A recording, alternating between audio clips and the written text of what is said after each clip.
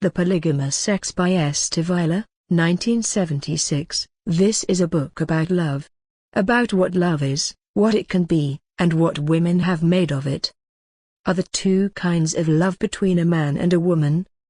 True love. Imagine a film script containing the following scene: sun, sea, a deserted beach, a man, and a woman. The man: darling, you're so quiet. Anything wrong? The woman: it's nothing. He: come on, tell me, what is it? She: I don't know how to make you understand. He: how to make me understand what? She, after a pause: I want to leave you. He: another man? She: yes. He: are you sure you love him? She: yes. He: more than you love me? She: I can't go on without him. He, puts his arm around her: how wonderful. She: what did you say? He: I said, that's wonderful. Go ahead with him. She: you're glad? He: why shouldn't I be? She: then you no longer love me? He: on the contrary. She: you still love me? He: I love you, so I want you to be happy. What did you expect? At this point in the scenario, if not sooner, the producer reading it picks up his phone and dials the author. Are you out of your mind? He asks. He had ordered a love scene, but this certainly was no imaginable love scene, was it? In a real love scene, the man would at this point crack his wife's skull, or at least give a good imitation of doing it. Then, he would leap into his car, drive off with tires screeching, to beat up his rival. But the author is not inclined to make any changes. If the man really loves his wife, he would behave as outlined in the script. True love is selfless by definition. If the producer is willing to debate the matter, the discussion would presumably turn on there being two kinds of love: forgiving or vengeful, self-sacrificing or possessive, the love that gives or the love that takes. Is it so? Are there really two kinds of love, opposite in nature, between a man and a woman? Or is only one of these the real thing, the other a fake? How is it possible that an experience every adult must have had at least once in his life, a phenomenon thoroughly explored by generations of psychoanalysts, the favorite age-old theme of writers, composers, artists, can still be the subject of so much misunderstanding? What is love? The protégé and the sex partner. If we are going to speak of love, we must begin at the beginning. That we live and find ourselves surrounded by life must be based on certain principles.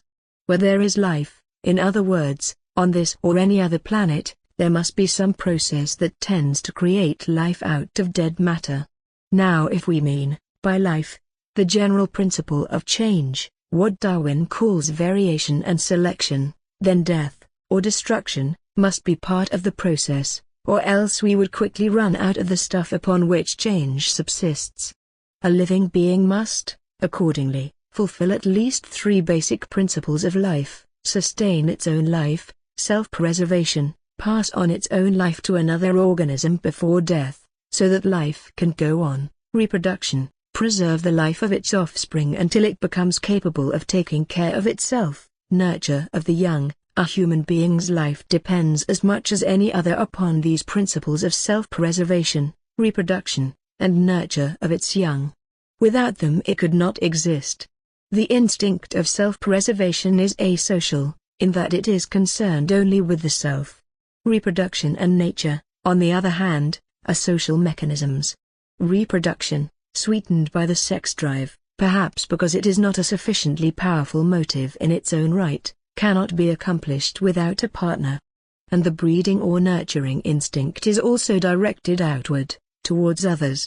Those others, whom we need to satisfy our social instincts, are, depending on which of these two drives they serve, our sex partners or our dependents, objects of our protection, protégés, wards, whichever. Clearly these two social instincts are the biological basis of love, since their most intense and lasting manifestation, the attachment to a sex partner or to one's own child, is love. To have a lover or a beloved is happiness. The lover seeks out the beloved for the satisfaction of his sexual needs as frequently as possible, and says, "I love you." When the relationship breaks up, he/she suffers pangs of unrequited love. This condition lasts until a new love object is found. When the love object is one's child, natural or adopted, one protects it. The protector will risk his life for his dependent, will want only the best for him/her, will assure him/her of his love. To lose the child means great unhappiness. It means to have lost the thing I loved most in all the world. No matter which we are referring to, dependent or sex partner, we use the same word for what we feel, love. And yet the same word designates two radically different kinds of bond. To arouse the protective instinct, the dependent must fulfill certain conditions greatly at variance with the conditions that make the sex partner attractive, and vice versa. The specific characteristics of the other person determine the nature of our biological response. Ultimately they determine the kind of love we shall feel for that person. What is a protégé? To arouse and attract the protective instinct, its object must fulfill three basic requirements. The protégé must be, compared with the protector, physically weaker, mentally weaker, a chip off the old block, that is, there must be enough of a likeness so that the protector can identify with the would-to-be. As regards the first two requirements, obviously there would be no sense at all in wanting to protect a physically or mentally superior being, or one's equal. The so-called generation gap also provides the best illustration of the kind of natural difference between protector and protected, that of the protective mechanism most commonly seen in action between parent and child. The third requirement, a resemblance to the protector, is equally a matter of course. Physical and mental inferiority alone, in nature, may arouse anything but protective feelings. It may bring out the predator in the stronger creature. It is only when the stronger creature is moved to identify with the weaker, to see something of him or herself to be saved and strengthened here, that the protective mechanism sets to work. Group egotism may be nature's simplest, most effective, and even fairest way of distributing the available protection to those most entitled to it. Number one must come first when survival is at stake, without benefit of social legislation or ideologies. The power of identification based on some kind of likeness has been observed in animals, in cases where the mother has rejected her newborn because it was unlike her. The likeness need not be in looks. It can be something as peripheral, from the human standpoint, as smell. The resemblance can be only partial, but it is a matter of life and death that there be enough of it, where it counts. Every child knows that it must not put back a fledgling that has just fallen out of the nest with its own bare hands, for the strange human smell now present would cause the mother to push it out of the nest again at once. To get a foster mother for the orphaned young of any animal species, a kind of deception is necessary. She must be tricked, somehow, into recognizing herself in it. This alone will induce her to take care of the cuckoo's egg. Human beings also operate on this principle of similarity. Identification with her young is of course easiest for the mother. She has felt it inside her for months, she has known it come out of her own body, it is flesh of her flesh that is herself. The father, by comparison, depends on hearsay. He is therefore likely to be rather indifferent at first. Despite the repeated assurances from everyone around him that the newborn is his spitting image, it is not easy for him to see this. It is only some time later that he begins to accept the resemblance and to love the child. A woman's predisposition to identify with the infant at once, to a degree impossible for the male, has won her the reputation of being the more selfless parent. Since she instantly accepts the newborn as her charge and actively devotes herself to its care and feeding, a mother's love is held to be stronger than that of a father. Actually, it is only a matter of time lapse between two equally powerful emotional attachments, based entirely upon biological causes.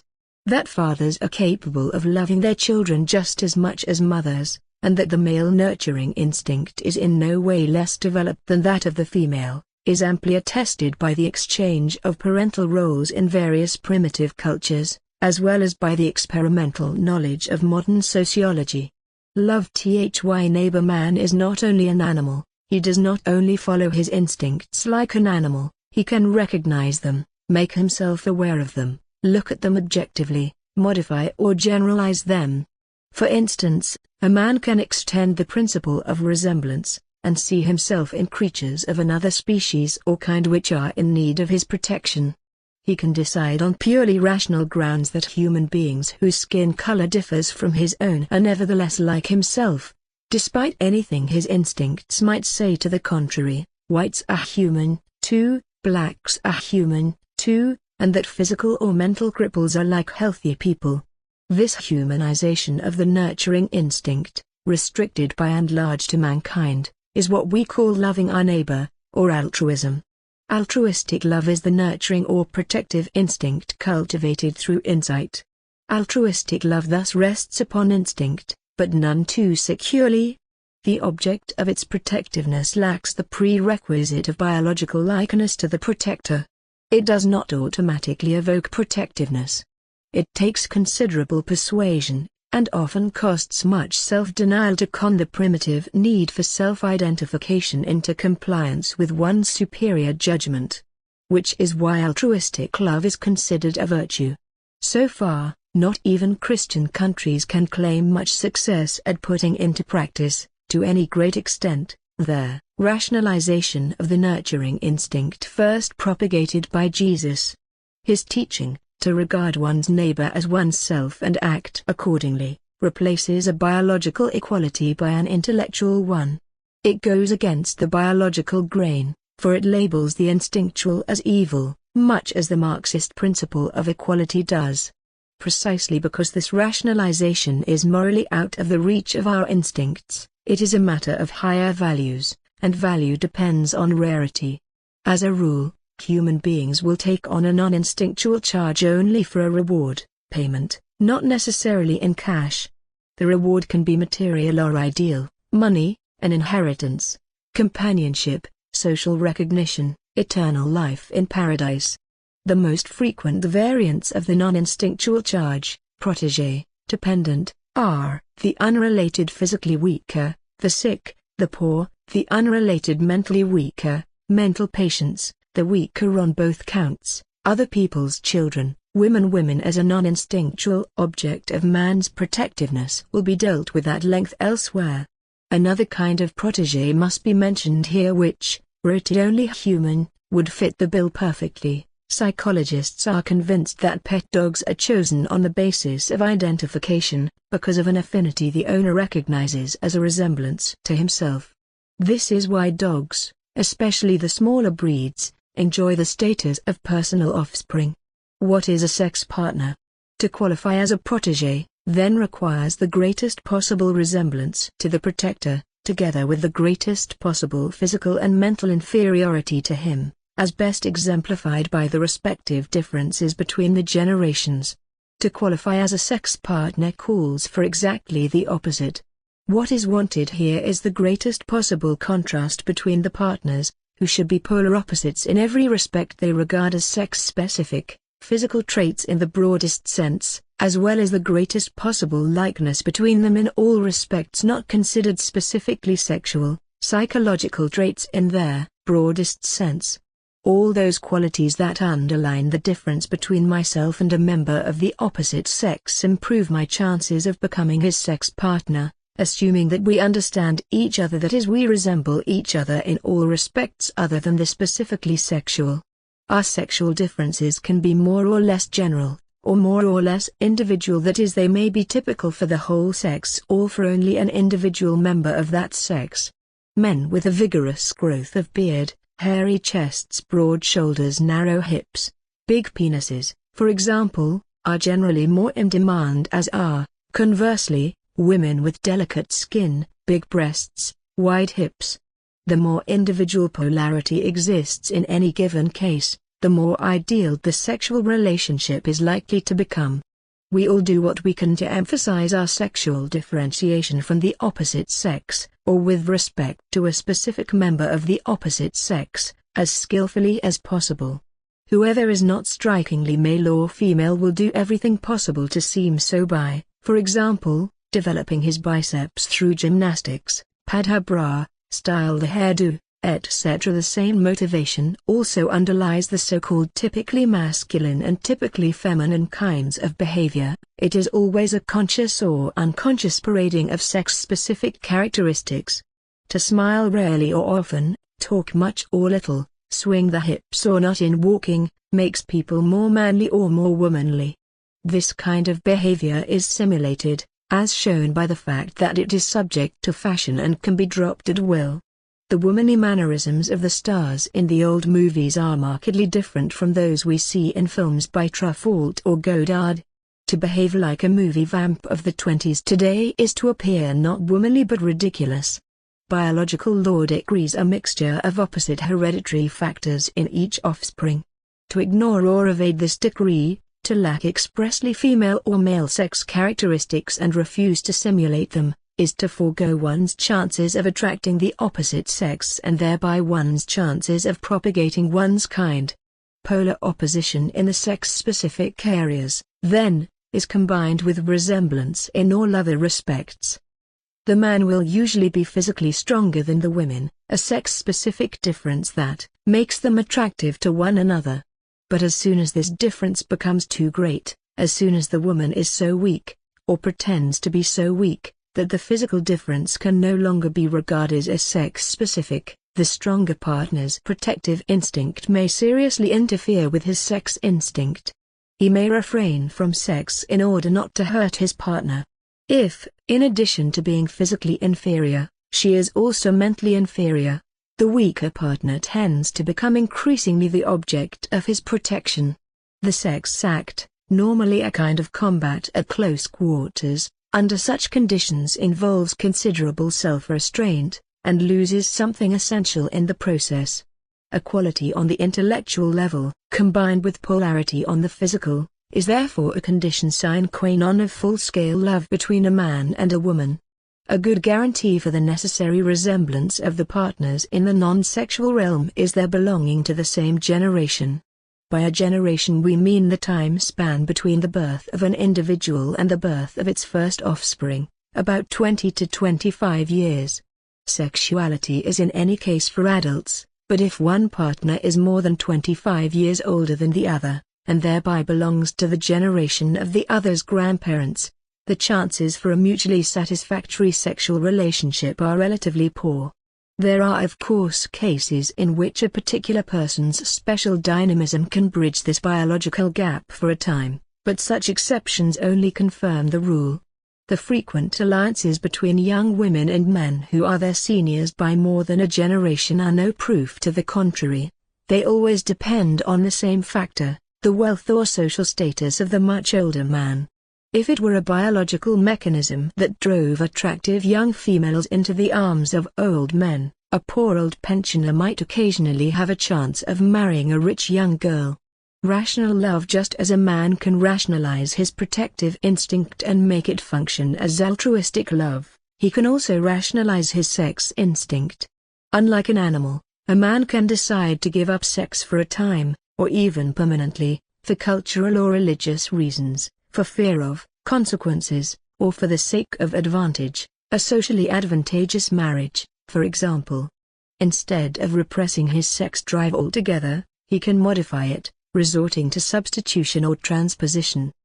He may, for example, desire X, who has certain specific attractions for him, but if he cannot get X he can make do with Y, whom he finds less attractive, but better than no satisfaction at all.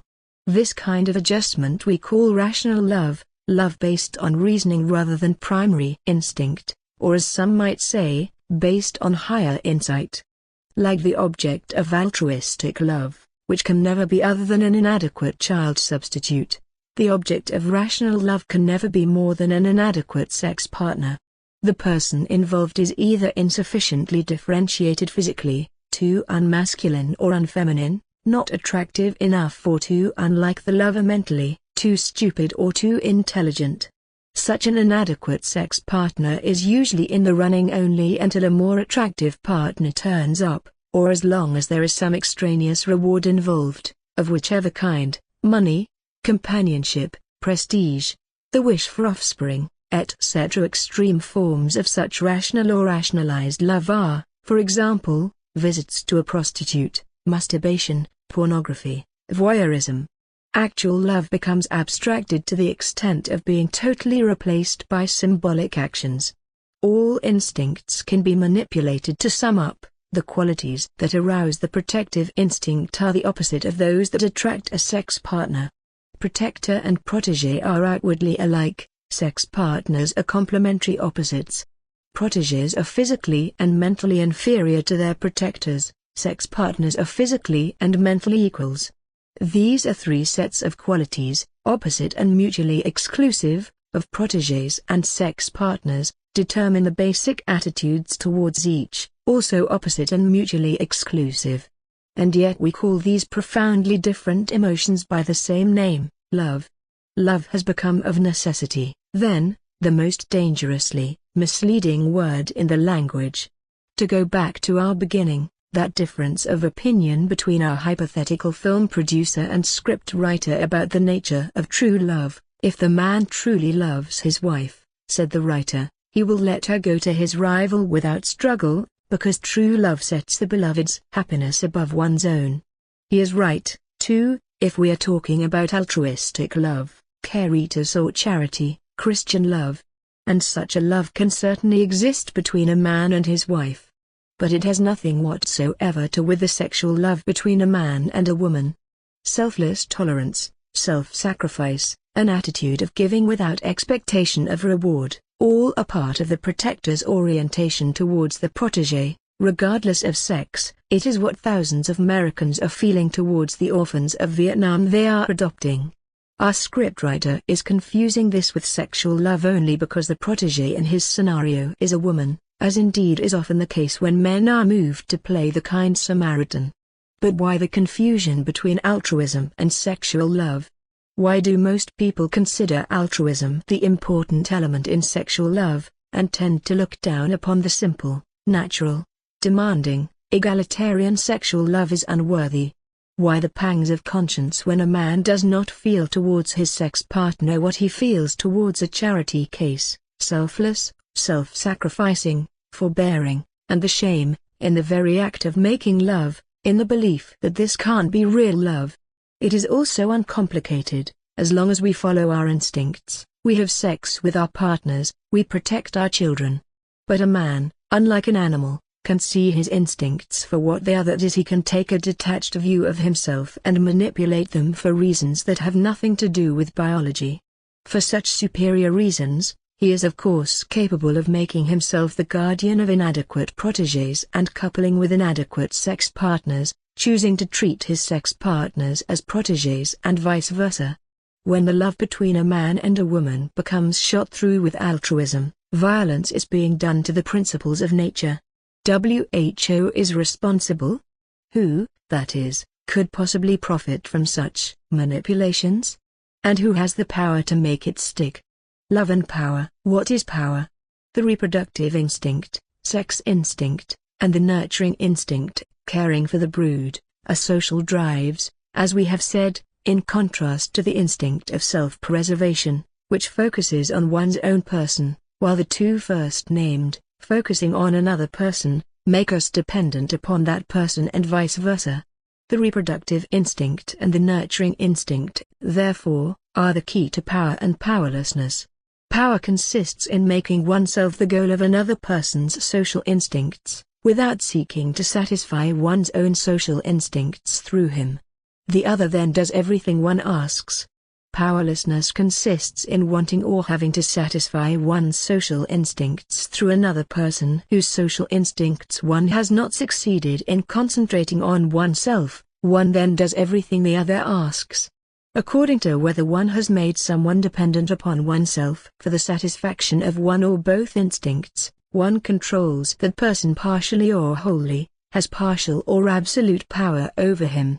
We are referring to biologically determined power. Psychologically conditioned power will be dealt with later on. To know which of two people has the upper hand, then, one merely needs to know which member of the couple is in a position to manipulate the sex or nurturing instinct of the other. The same is true for the relationship between groups, classes, races, religious communities, generations and clans. It is whichever has the leverage, the favorable starting point, or whatever it takes to concentrate the other's social instincts upon himself, while remaining emotionally uncommitted. Since the most important social instincts involve sex or nurturing the brood, sex and parentage are the basic areas in which the question of power arises. Real power over another person, paradoxical as it may sound, is held by protégés and sex objects only. There is also the kind of power that depends on force, or physical strength. Where there is superior force, I serve under constraint; where there is power, I serve willingly. An adult of my own sex, a social class, an alien race, a political body can at most force me to submit. That is only by superior physical pressure. But real power is held by whomever I want or need to satisfy my basic social instincts. Even if that person is incomparably weaker than I am, I would be bound to do willingly whatever he or she asks. To rule effectively, it is power we need. Force is second-rate by comparison and far from equally compelling. WHO has power?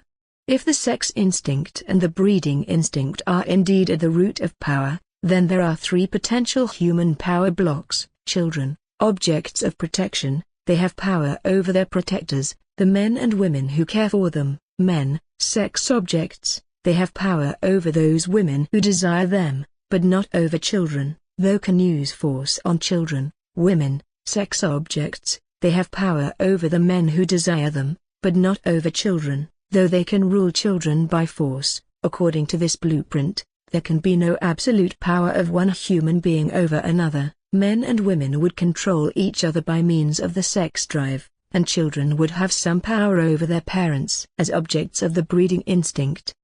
But we see that a human being can subordinate his instincts to his reason.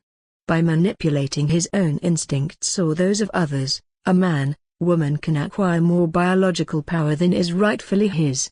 The most important possibilities for such manipulation are: A. Protégés can extend their power over their protectors by offering themselves as sex partners as well. B. Sex partners can extend their power over the other by becoming, in addition, protégés. C. Sex partners can extend their power over one another by controlling their sex drive, so as to reduce the partner to a one-sided sexual dependence, assuming that the struggle for power is a universal human trait, and that therefore each of these three power blocks will try to enlarge its sphere by manipulating the sex and breeding instincts. Which of the three, children, men, women, are most likely to succeed? Children can, theoretically, extend their power by becoming sex partners of their protectors. But this is hardly feasible, since sexual satisfaction depends on sexual maturity. Hence children are biologically limited to controlling their protectors only by way of the breeding instinct. Men can, theoretically, expand their power by controlling their sex drive in such a way as to bring the female into a one-sided sexual dependence upon them. As they are usually superior to their partners both physically and intellectually, they can rarely appeal to the female protective instinct. Therefore a man can have absolute power over a woman only in exceptional cases. Women can, theoretically, expand their power by controlling their own sex drive so as to reduce a man to a one-sided sexual dependence upon them. Being usually inferior to their partners physically and intellectually, they can also appeal to the male protective instinct. They alone, therefore, are in a position to serve both as ward and sex partner, as inferior and polar complement, at the same time. Theirs is the only power block of the three that has what it takes to hold absolute power over another: the male. Given that all human beings seek power, it is absurd to assume that women could give it up of their own free will. The power of the weaker partner, a protégé, we have said, must be inferior to the protector, and must resemble him. If a woman wants to enjoy the privileges of a protégé, she must be physically weaker and less intelligent than the man whose protection she is seeking. If she cannot meet those indispensable conditions naturally, she must try to simulate them. The other condition, resemblance, she cannot fulfill. The woman will therefore offer herself as a pseudo-child, an inadequate object for his protective instinct. She will try to become the object of his altruistic love. Her chief problem in so manipulating the man's basic instincts is how to make herself appear physically weaker than he. The typical woman is, after all, rather crudely made, with their big breast, Their broad hips and fleshy thighs. Most women resemble the matrons in certain paintings by Picasso rather than the fragile mannequins in the Vogue ads. Besides, women are known to be tougher than men. Statistically, infant mortality is far greater among boys than girls, and despite the fact that the female body suffers greater stress than the male from menstruation, pregnancy, childbirth, and breastfeeding, women in the civilized countries live on the average 5 to 7 years longer than men. This is probably so in consequence of the more comfortable life led by women. The physical inferiority of women is therefore a moot point, most pronounced in muscle power, but not really demonstrable in other respects. For the sake of instinctual manipulation, this insignificant advantage must be vastly exaggerated. Therefore, while her biological superiority in other respects must be minimized, the fact that women are never seen carrying heavy burdens, lifting or pushing weights, helps to advertise their muscle weakness. When they weep easily, at the slightest provocation, their tears remind their onlookers of their weaker nerves. By enveloping themselves in fine fabrics and by means of makeup, they can make themselves look fragile to the point of imminent physical breakdown. It is not so long since this kind of comedy was incomplete without simulated fainting fits. Women also prefer to be seen in the company of taller, older men. It underlines their simulated vulnerability. It all depends on exaggerating to the limit the existent physical difference between protector and protégé. The wife's greater physical resilience is her secret. By the time it becomes obvious, her provider is dead. In the USA, for instance, the widow survives her spouse on the average by 11 years. The power of the less intelligent partner, a woman's best trick in maneuvering herself under the man's protective wing, however, is her intellectual inferiority. Their difference in physical strength alone would never do it. At most she might succeed, using all her efforts, in looking as helpless, next to him, as a Chinese next to a Swede, and this is far from enough to gain for a human adult the enjoyment of a child's privileges. Only when a woman is both physically weaker and sillier than he is, too, can she become irresistible to him. A woman who intends to find a lifelong provider will therefore see to it, as a top priority, that she does not become too intelligent. If she should slip up here, she will hide her light under the proverbial bushel at least long enough for the man to officially set his legal seal and signature on his intention to become her provider. Fortunately for her, compared with the effort it takes to become intelligent, it is no trouble at all to become stupid. Stupid is something that one doesn't become, one merely has to stay that way. Today it is scientifically established that healthy men and women, the poor and the rich, black and white, are all born with roughly the same mental capacities. This potential can be arrested in its growth through lack of fostering or through lack of competition. The former is caused by poverty and occurs among the lower classes. The latter is due to pampering and is reserved for women. Since marriage always means that the man must provide for the woman, and since most women decide even in puberty that they will get married later on, women are from the first exempt from the socio-economic competition for survival. They know that they will not have to know anything as adults, so they don't bother to learn anything. Admittedly, women in the past had to do even less to cultivate their mental inferiority than they do today. As long as most non-domestic labors required greater physical strength than they do nowadays, when men still lived by hunting, resolved differences of opinion by the sword, and built their houses by hand, it was natural to send the man and not the woman out to compete for survival, thus forcing him to develop his intelligence through experience. The woman was housebound, saddled with a growing brood, without practical means of birth control, pregnant the best part of her life. Her sphere of work was hardly interchangeable with that of the man. But the situation has changed since then. In our industrialized countries there are few tasks left that exceed the physical capacities of women. Pregnancies can be regulated or avoided altogether. The family has shrunk in size. Since the invention of artificial mother's milk, men can feed the nurslings just as well as women. This means that women can be the family providers for husbands and children, and become as accomplished, in competition with other providers, as the equality of the sexes calls for. The 2 or 3 pregnancies the average woman statistically goes through present no serious obstacle. She merely has to interrupt her breadwinning activities 2 or 3 times during her career, for about 4 weeks at a time. They would not even justify her avoidance of military service. Men and women nowadays can bear equal share of virtually all the necessary social tasks. If women nevertheless want to go on being inferior so as to enjoy the partner's protection, and they evidently do, they must resort to trickery. Since they can't very well be ordered to go to work for women every day on the grounds that they are physically stronger than women, men are brought up from infancy to believe that supporting a wife and family is the manly thing to do.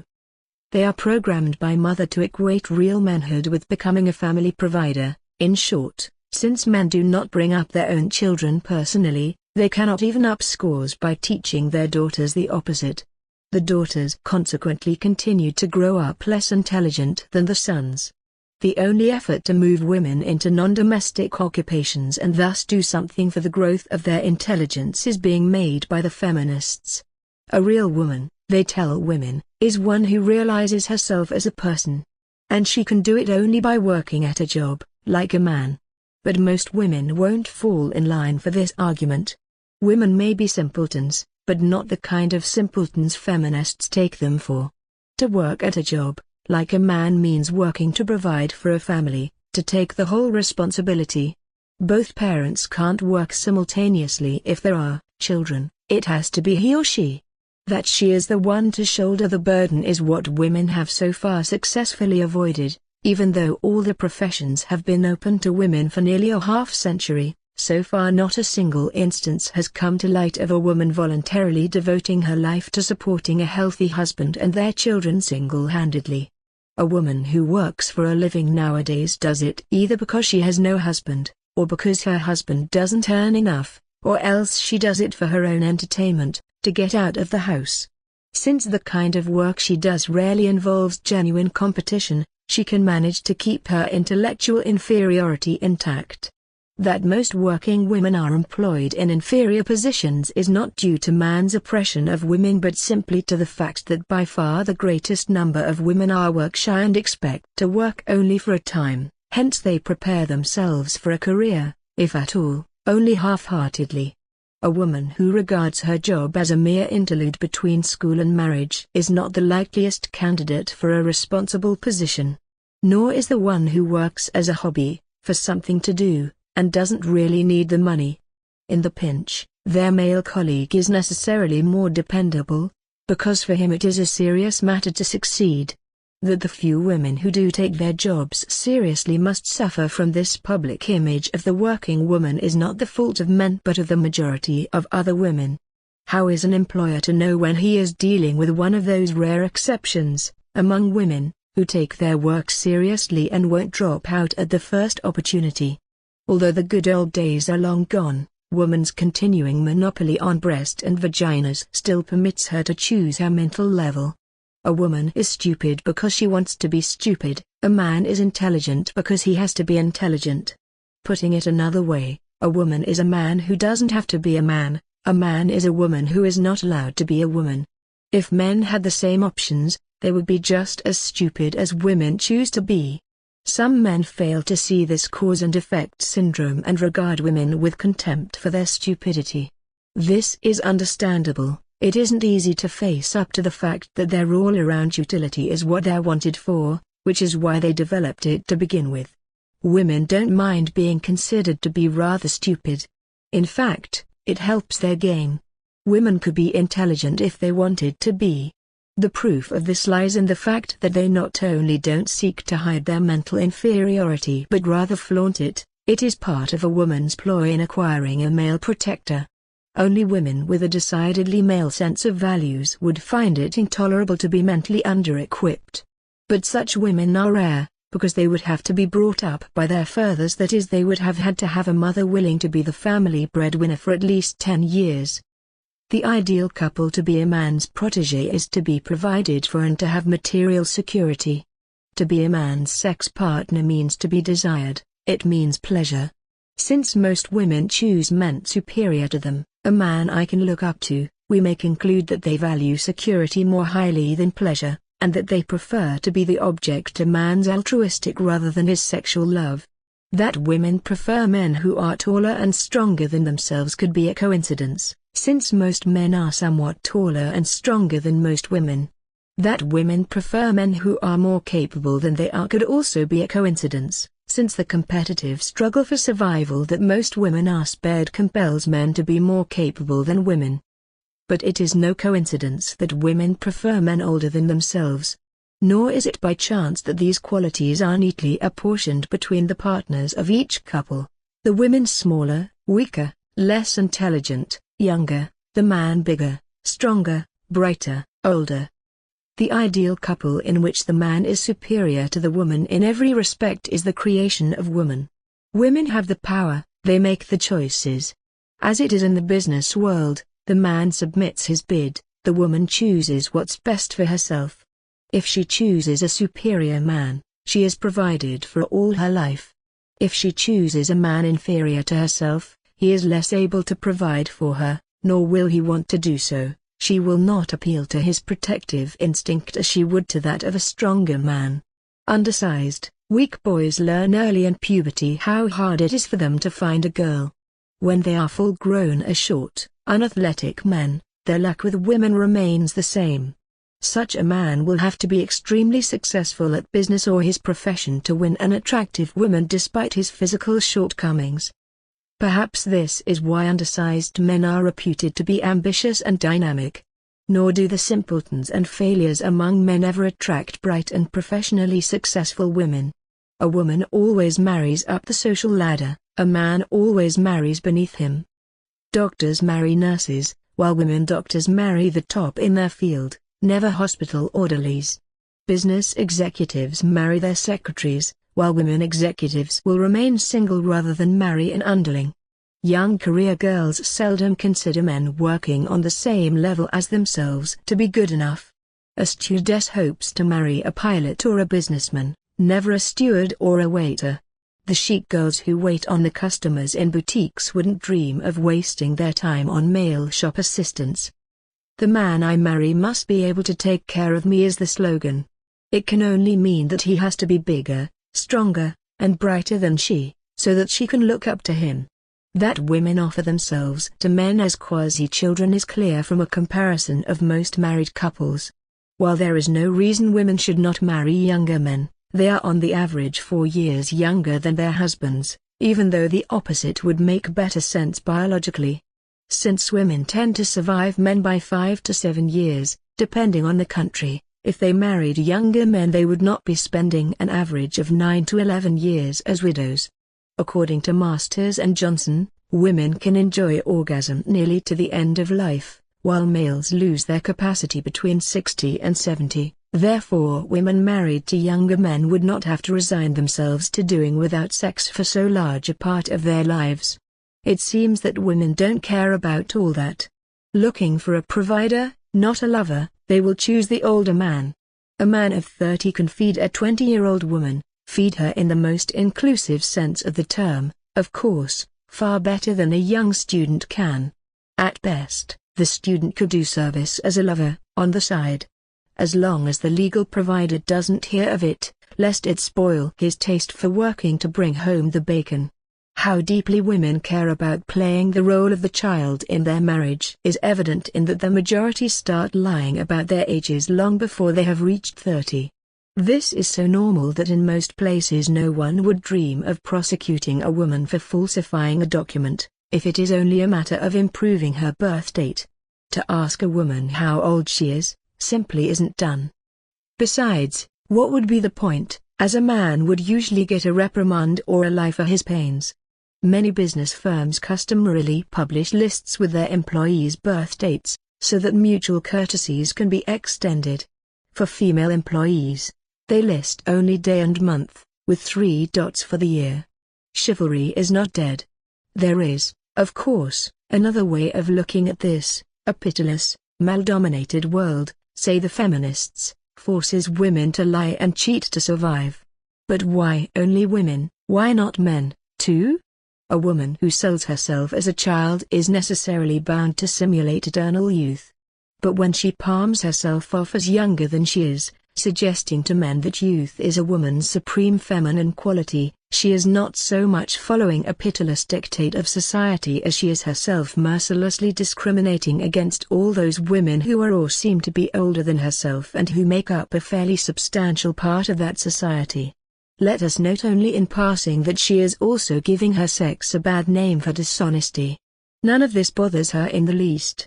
Women don't mind being considered dishonest any more than they mind being considered to be stupid. Like intelligence, honesty enjoys a low priority on their scale of values. What matters to them is the helpless look, which mobilizes the male's protective instinct like nothing else. Honor, in the sense implied here, is something women feel they can well do without. With this ring they adopt. Compared with a child of one's own, which one protects automatically, a woman makes a somewhat inadequate object of one's protective instinct. When a man takes her on as his charge, he does it not instinctively but consciously, by persuading himself that here is a helpless creature who needs him. Every woman is therefore in competition with every other inadequate, non-instinctual, protégé. Orphans, the sick, the old, the mentally disabled, the poor, young pups and stray cats are basically all much more in need of protection than women.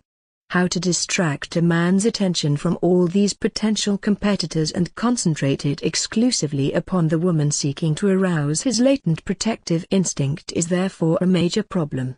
This is not as hard as it seems at first. Most people practice altruistic love for a reward of some kind, as we have said, cash, prestige, companionship, eternal life. Women have an interesting reward to offer for the protection they seek. They are the only kind of inadequate protégé that is in a position to satisfy a man's other social instinct, his sex drive. From the man's point of view, this is the prize reward of them all. But a woman seeking protection primarily can never be an adequate sex partner because she lacks one prerequisite for that, intellectual equality. But since most men hardly ever meet ideal sex partners, feminine women who are nevertheless as intelligent as men, the man really has no choice. If he is not to be empty-handed, he has to settle for altruistic love for a pseudochild, and for rational love instead of sexual love. He compromises on a concoction, part ward, part sex mate, part child, part woman. She may not be the love of my dreams, he thinks, but I can still take her to bed, and besides, she needs me. To be his child, the woman doesn't resemble him enough, but she is weaker than he, physically and mentally. To be his ideal sex partner, she is not sufficiently on a par with him intellectually, however, she looks sufficiently different from him to be attractive. In other words, rather than leave both of his social instincts unsatisfied, a man will put up with playing the further to an adult, who occasionally lets him have her body for sexual purposes. Since the average man cannot find the woman who will be a true marriage partner at all, he accepts one of many being offered for adoption by her parents, and in a grandiose ceremony vows to take her natural father's place in providing for her henceforth. If the priest or registrar were to ask him whether he was prepared to take this woman as his child, he might not even notice. When the girl in white with the bouquet says yes, the man knows perfectly well that he has adopted her. For better or for worse, the child will henceforth bear her new father's name and live on his money. To keep him from having any ideas about his search for a woman, she also plays the lover from time to time. After the birth of the first child, her ideal protégé, and his as well, the power of the adopted daughter is so well established that she runs little risk of losing the adoptive father to a real woman. The role of sex partner, originally used as bait, tends to be neglected at this point. Soon the day will come when only the presence of their children will remind the couple that, once upon a time, they used to sleep together. The power of the colder partner once a woman has opted for the role of the child, instead of lover. The next step is predetermined. A child must not show too great an interest in sex, on pain of losing credibility and a child's privileges. A woman who values her status as protégé, therefore, must keep her sex drive under control. She must be in a position to make conscious use of her sexuality for her purposes, that is to win a man who appears suited to play her father, rather than a man who excites and confuses her senses and her mind. And she must be able to refuse herself to her intended protector until he adopts her or at least commits himself clearly to such an intention. To see primarily the sex partner in a man is the end of her power over him. It means losing the motive of making him her protector. What good is a love restrained by protective feelings? And being quite as dependent on him, sexually, as he is on her. To stay stupid is, as we have said, a piece of cake. It costs no effort at all. To stay cold, on the other hand, requires considerable self-discipline, but women evidently find that it pays, just the same. Not only are men and women born with the same mental endowment, the same instinct of self-preservation and caring for their brood, but they also inherit the same predisposition to an active sex life. But sexual cravings can be conditioned. Nuns and priests are good examples of that. Only nuns, being women, typically begin their training much earlier than their male counterparts, which is why we hear of far fewer missteps and scandals among them. The rest of womankind is under no constraint to practice such total self-control. On the contrary, total frigidity would hamper them, and it might lead to extremes such as refusing sex altogether, even as bait for attracting a protector. How easily the conditioning of the sex drive can lead to frigidity is revealed by a recent opinion poll taken among thousands of Italian women of every social class. Doxa, Rome. Queried about their sexual attitudes, % of these women between the ages of 20 and 50 expressed a total lack of interest in marital sex. In fact, they said they would prefer giving it up altogether. So high a degree of sexual frigidity is excessive and rather disruptive. What matters is only to be the more frigid of the two partners, because the power is always in the hands of the colder sex partner. Partial frigidity, on the other hand, no longer entails any disadvantages nowadays. Frigidity used to mean that a woman got out of bed without having had an orgasm.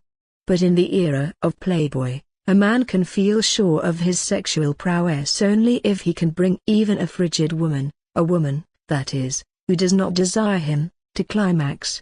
How to do it he can learn from numerous popular handbooks. Even though sexual climax induced exclusively by mechanical titillation can be achieved by anyone, including the woman herself, the male of our time is not above pluming himself on his skills as a mechanic, as an integral part of his masculine attractions. What does it profit a woman, one might ask, to lose a lover and gain a father? The vast numbers of women who marry older men, even homosexuals, are answer enough.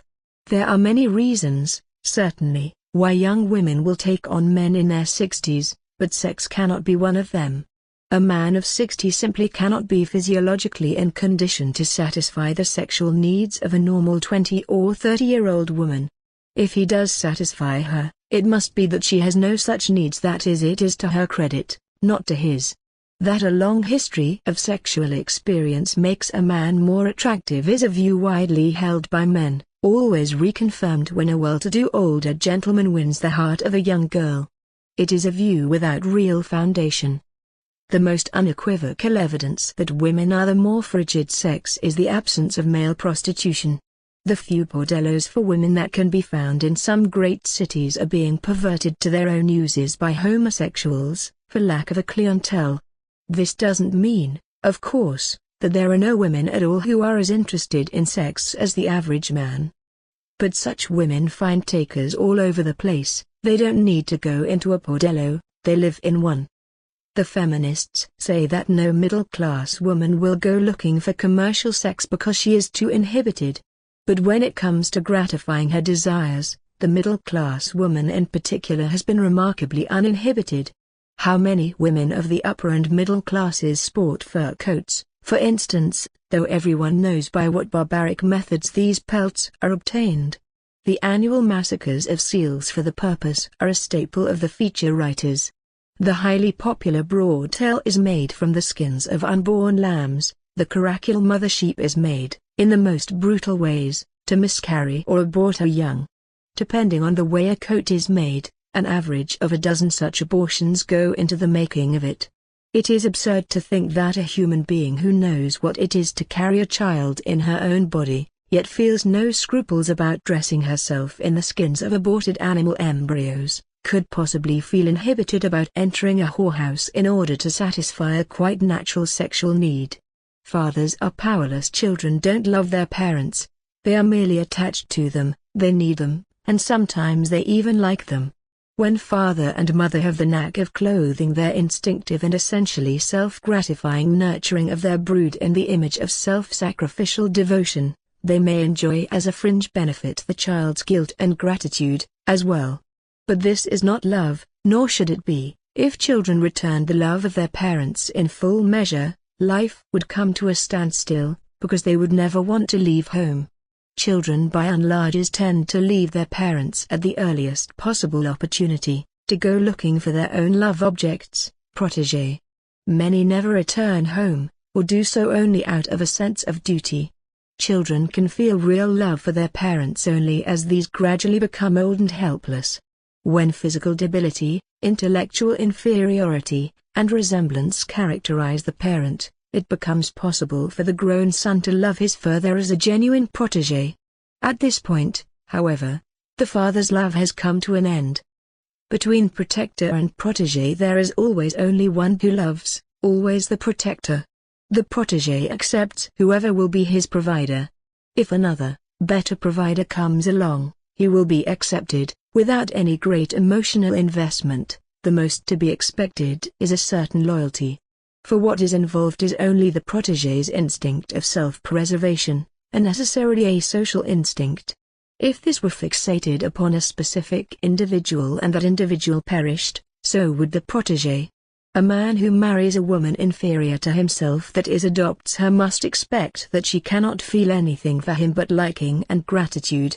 A woman is better off than a child. After all, if necessary, she can take care of herself, like any man. That she nevertheless allows her husband to pay all the bills is a personal concession that can be retracted at any time. She is entitled, therefore, to high expectations. Everything done for her must be first-rate, otherwise she may engage another protector or else, depending upon circumstances, even decide to take care of herself. Compared with the real father, a wife's adopted father has no hope of becoming his pseudo-child's protégé in his old age, either. The most he can hope for is the status of an inadequate or pseudo-protégé, that is, if he is lucky, he may come to enjoy the woman's altruistic love, her charity. The woman even gets a reward. She inherits his property, his insurance, his pension rights, so that he can go on providing for her after his death, the death she is statistically prepared to survive for, on the average, 6 years, plus the number of years she is younger than he is. Turning to the man's role for a moment, one might suppose that a protector, armed with material power over his dependent, is in a position to blackmail her. But that is precisely what he can never do. If he were capable of it, he would never have undertaken the charge in the first place. Who really enjoys working for someone else's benefit? But the nurturing instinct is so powerful a drive that there is no evading its power.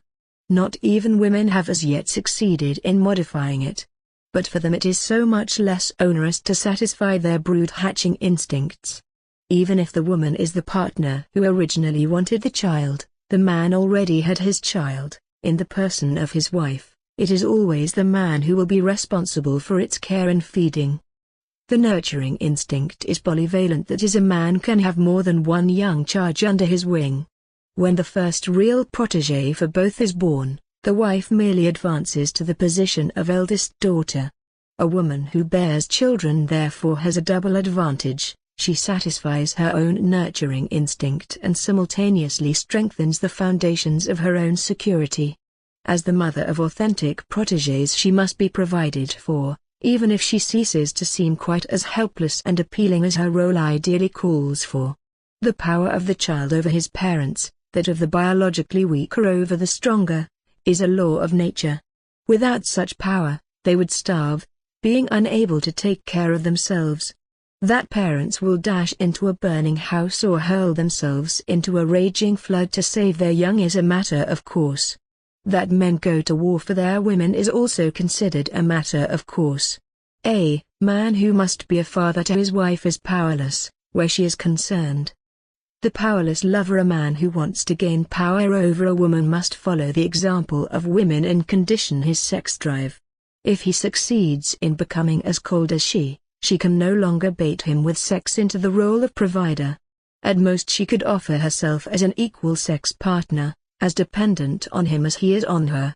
If men could abstain from sex at judicious intervals, they might even succeed in normalizing the female sex drive, even make women desire them more than the other way around. Not that a man could have absolute power over a woman even then. He could hardly hope to become her protégé, except in rare cases, but he would come considerably closer to equality. But it does seem as though men are inclined to capitulate without a struggle, faced with the vast glacial expanse of female frigidity. Women certainly can't be accused of keeping it a secret. They used to say men all want the same thing, implying that women not only didn't want it but actually loathed it. Nowadays a new ploy has been added. Scientists report that women can have 50 orgasms a day compared to a man's average of 5 or so, and that women can reach climax at 90 without effort, while men begin to fail and dread impotence at 60. These scientists are elevated to instant stardom in the women's polemical press. A human being with a normal libido might become panic-stricken at such news, as if someone were announcing the rationing of drinking water or air to breathe. But women see in this only the triumph of the female principle. There is a movement afoot in the United States for sexual separatism. Women are encouraged to refuse coitus altogether, on the grounds that it is denigrating to the female as such. Only women could think of such a notion. It is not by chance that Lysistrata was a female. A man would have given it up after the first try. Lysistrata was only intensifying, for a temporary purpose, a form of blackmail commonly used by women every day of the week since time immemorial. To give up sex, especially in a good cause, is no sacrifice at all, for women. Given such overwhelming evidence of being outclassed in the frigidity stakes, a man with any common sense must realize that he will never succeed in mastering his libido no matter how hard he tries, as the average woman can without trying. Total freedom being out of his reach, he surrenders to total enslavement without a struggle. Already powerless as a father, he also accepts his powerlessness as a lover. Having no means of control over his wife, he goes to the other extreme, sets her on a pedestal and worships the idol without restraint. At best he may succeed, as we shall see later on, in satisfying his two basic social instincts separately, with two different women, thus becoming the pawn of two dependents instead of one, expanding the rule of women, of the female, over his life, instead of restricting it. To save face a bit, men have labeled the fact that they are always pursuing women while women so rarely pursue them in a way they hope is flattering to them, according to their scale of values, as male aggressiveness. Male aggressiveness consists in asking a woman to have intercourse and waiting for her to say yes, or a definite no.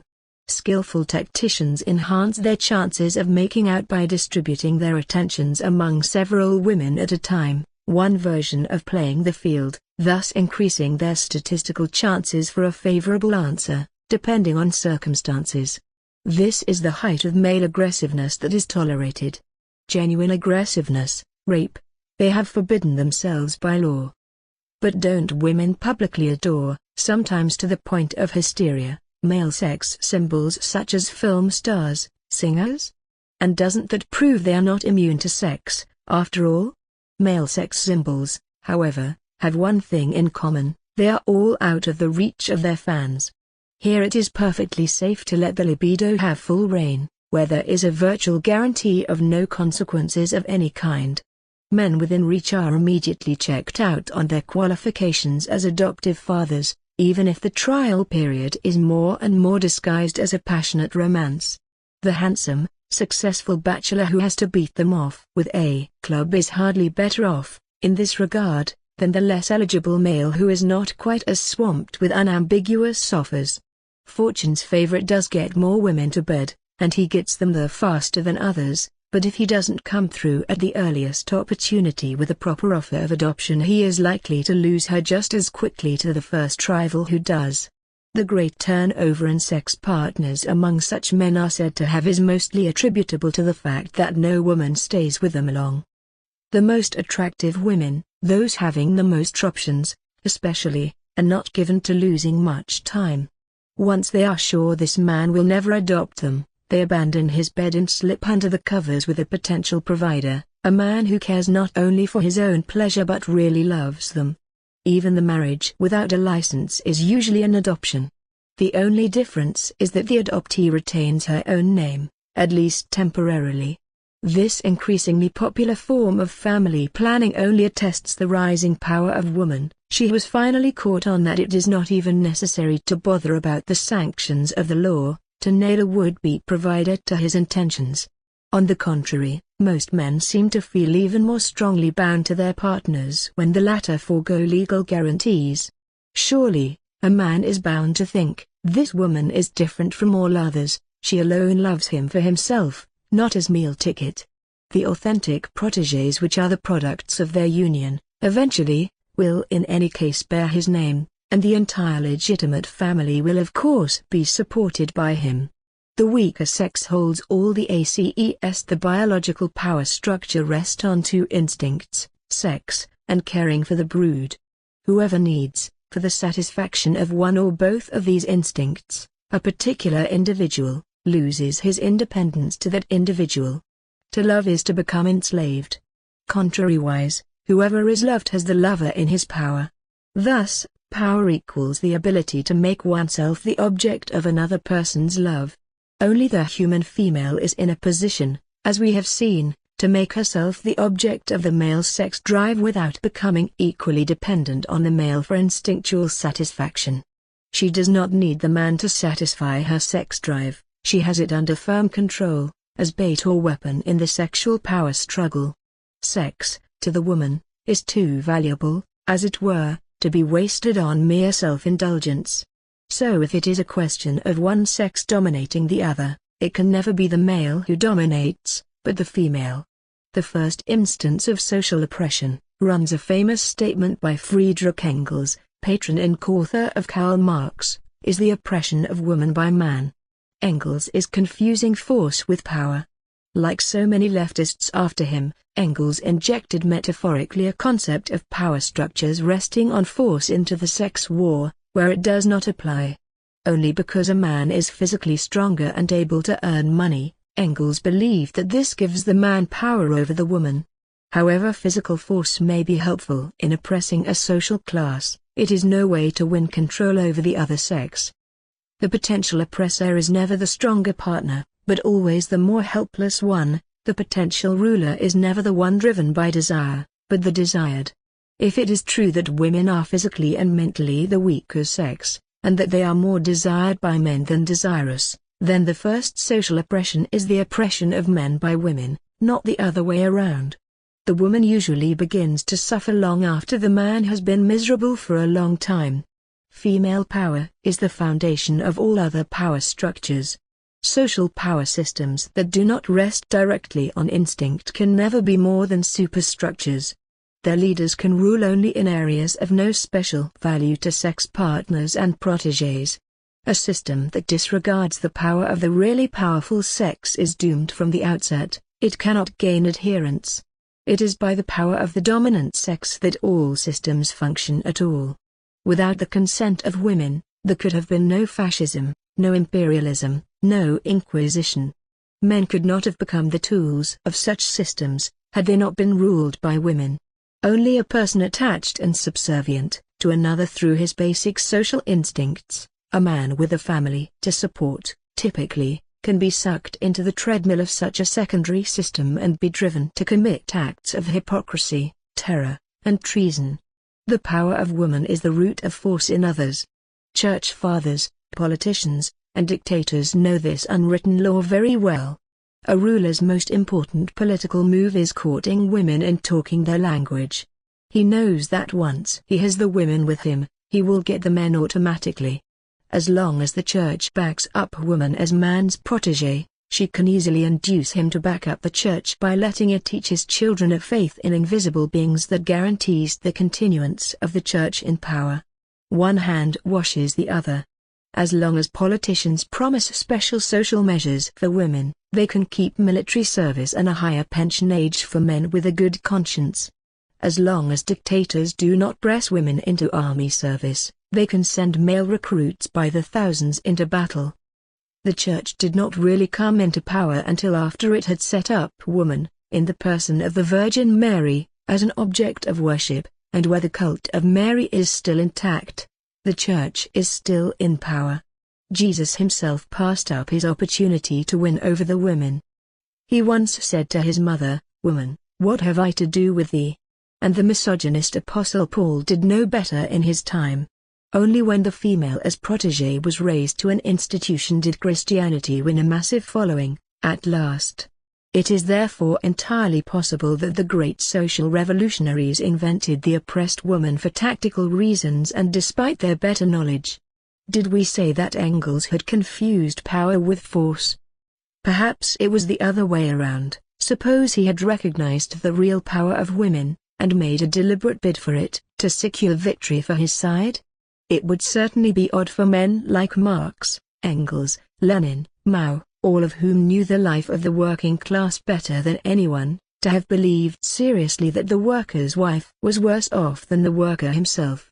They surely knew that, poverty and too many kids, notwithstanding, the worker's wife was somewhat better off even under the inhuman conditions of proletarian life at the outset of the Industrial Revolution. When they and other radicals sought to improve the lot of the working man, they were good enough politicians to appeal to the working man's wife and exalt her cause as top priority. Clever, legitimate tactics, but what confusion they sowed in the heads of their followers.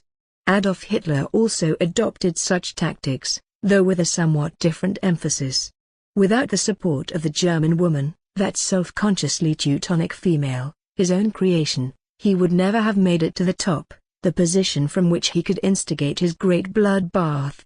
Since the really powerful elements were not men, Hitler could openly advocate his program, war against neighboring countries and the persecution of another race, while the women cheered him on, as we know. No one is saying that women want war more than men do. Whoever wants war? But they are less opposed to it. Because they don't as a rule expect to be sent to the front, war means less of a risk to them personally, because they are not given to thinking beyond their noses. They are much slower to realize all the deadly consequences of war. Who would ever have foreseen, in any case, that even a democratic regime like the British would drop bombs on defenseless civilians, massacring over 500,000 women and children, and gratuitously, as it turned out, since the bombardment of cities made little difference, it was only the systematic destruction of industrial installations that helped to end the war. But the bombers were flown by men, so we may conclude that the women had no great compunctions about that.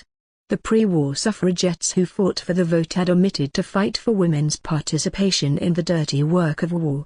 Although women are nominally as responsible for wars as men, at least where they have the vote, the majority of women by no means regard themselves as armchair soldiers, but rather as pacifists. In post-war Germany, not one of the women who lived for years on the pay of a concentration camp guard, all of whom were murderers, ever went on trial. Apart from the few young girls who get involved in leftist militancy or the like, the great masses of women have not, so far, knowingly risked anything for their society. Even the women soldiers of the Israeli army figured only on the sidelines of the Six-Day as well as the Yom Kippur War. Where the shooting is, it's always the men.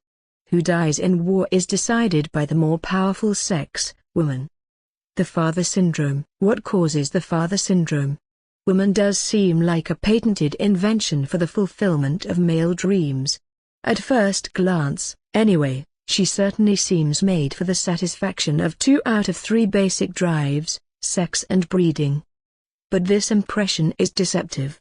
The wish to protect someone is by nature so radically different from sexual desire that it is extremely difficult to both simultaneously for the same person for any length of time. The protector needs to give. The lover needs to take. Giving and taking are opposites. And yet, men will keep trying, with the persistence of a Sisyphus, to satisfy these two contradictory urges upon one and the same person. Full of the best intentions that are doomed to fail from the outset, and man will believe his inevitable failure to be his own fault. After a while he begins to blame his partner. Frequently he starts all over again, with a new partner. The result is bound to be the same. This game usually goes on until his sex drive begins to weaken and the nurturing instinct gradually gains the upper hand. Between the ages of 50 and 60 he becomes resigned to playing only the role of the father, with only occasional dreams of a woman to love. He either finds the woman with whom he hopes to grow old, he calls her the right girl, the life partner, or, if he already has a family from which he has strayed, he returns to its bosom for good and settles down. Now at last, he says to himself, he is master of his own fate and of his women as well. But in fact he has merely lost much of his own interest in sex. This schizophrenic situation, arising from the fact that women usually offer themselves to men in a dual role, and that men usually go along with this, is responsible for an endless chain of misunderstandings between the sexes. The effect upon male sexual morality is catastrophic. Here is the root cause of those sexual perversions and taboos, the incest, polygamy, prurience, prudery, here united under the one heading, the father syndrome. In some men, all of these symptoms appear together, others exhibit them in sequence, still others only show one symptom, the rest remaining latent. No man is immune except those who are not interested in women, that is, men with a weak sex drive, old men, homosexuals. Let us consider each major symptom separately. Adoption and incest: men who are strongly motivated in their choice of a partner by their nurturing instinct, and turn to predominantly childlike women who are considerably younger, less intelligent, smaller and weaker than they necessarily have to satisfy their sex instinct with their protégé. To have sex with someone you regard as your child is incest. Not that they are aware of it as incest. It is not easy to realize that a man is drawn to a woman by his nurturing instinct. The sex factor is what catches the eye. But all those altruistic feelings he has for her, like wanting to take care of her, defend her, work for her, fight for her, these are the feelings of a father for his child, not really those of a lover for his woman. By the time a man adopts a woman he can hardly differentiate between the erotic and paternal strands of mixed motives involved. With luck, he has had some experience with the erotic feelings. The paternal, protective emotions are something new. When he feels this new way for a woman for the first time and compares it with his earlier attitudes, he is struck by the difference. He had no desire to sacrifice himself to his earlier loves. It must be proof positive that this, at long last, is real love, the great love for which he has been waiting all his life. Here is the woman to marry in contrast to others whom he comes to think of as good in bed. It is only later on, when he has become a father in fact, that he can identify what he felt for his bride as being similar to what he now feels for his child. For the first time he is in a position to judge what proportion of his original interest in her was, strictly speaking, paternal rather than sexual. A man with a child wife knows that something is not quite as it should be, but he can't quite put his finger on it. He somehow feels though he has no right to perform the act of love with her, as though it were an imposition he ought to spare her.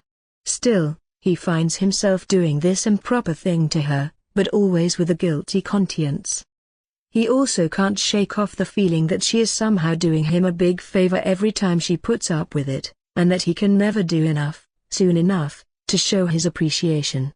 In days of yore, when women still married as virgins, and difference in age between bride and groom was also usually far more pronounced than it is nowadays, the link between marital adoption and incest was especially evident. The bridegroom had to violate his word right after the ceremony.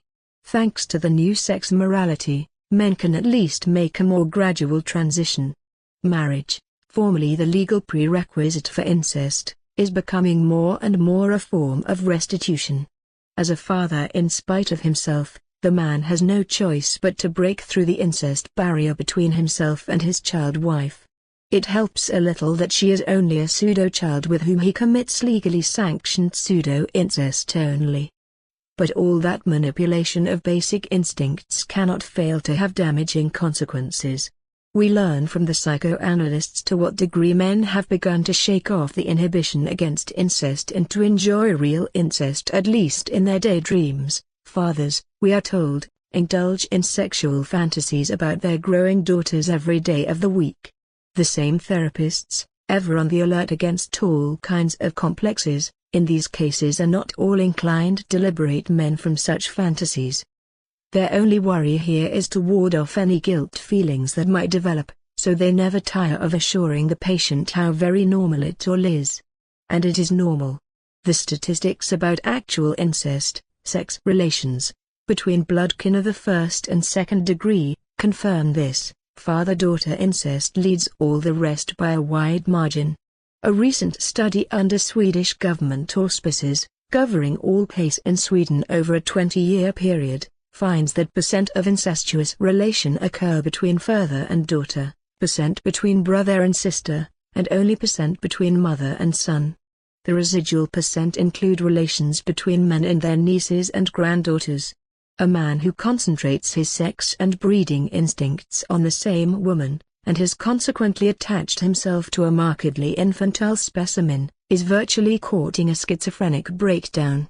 He is likely to swing constantly from adoring his chosen mate to cursing her, raping her, falling at her feet, beating her, then offering to die for her.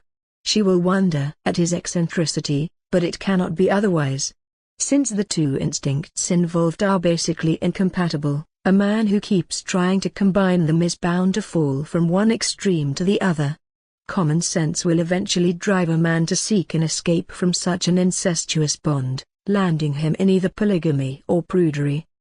The less sensible continued to live in incest. The dangerous lure of forbidden fruit and its pleasures become a permanent ingredient of their sex lives. What began as making a virtue out of necessity ends as an addiction and an established perversion. Once a man is sexually fixated on Lolita, he is likely to find the idea of sanctioned sex with a grown woman boring.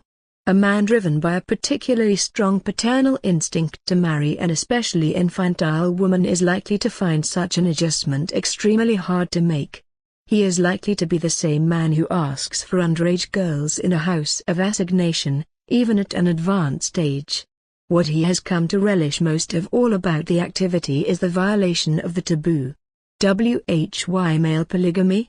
The husband with a child wife will eventually need to extricate himself from his schizogenic situation and as a result abandon monogamy for polygamy.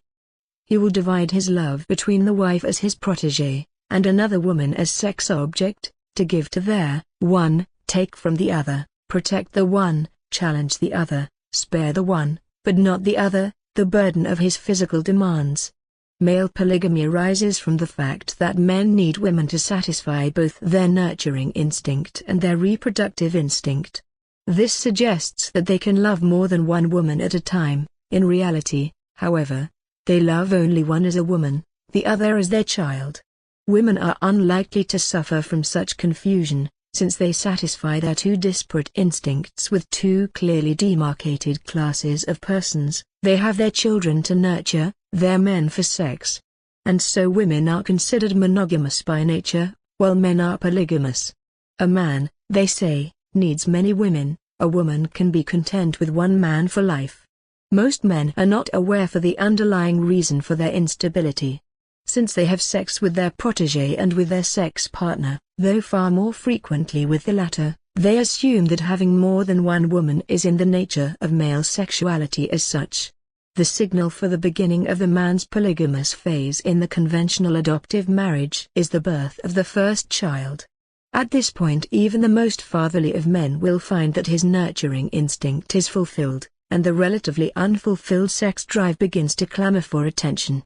One fine day his longing for unadulterated, or is it uninfantilized, sex becomes so powerful that he dismisses his scruples. Of course he has scruples, since he has no wish to hurt his protégé, and takes a mistress.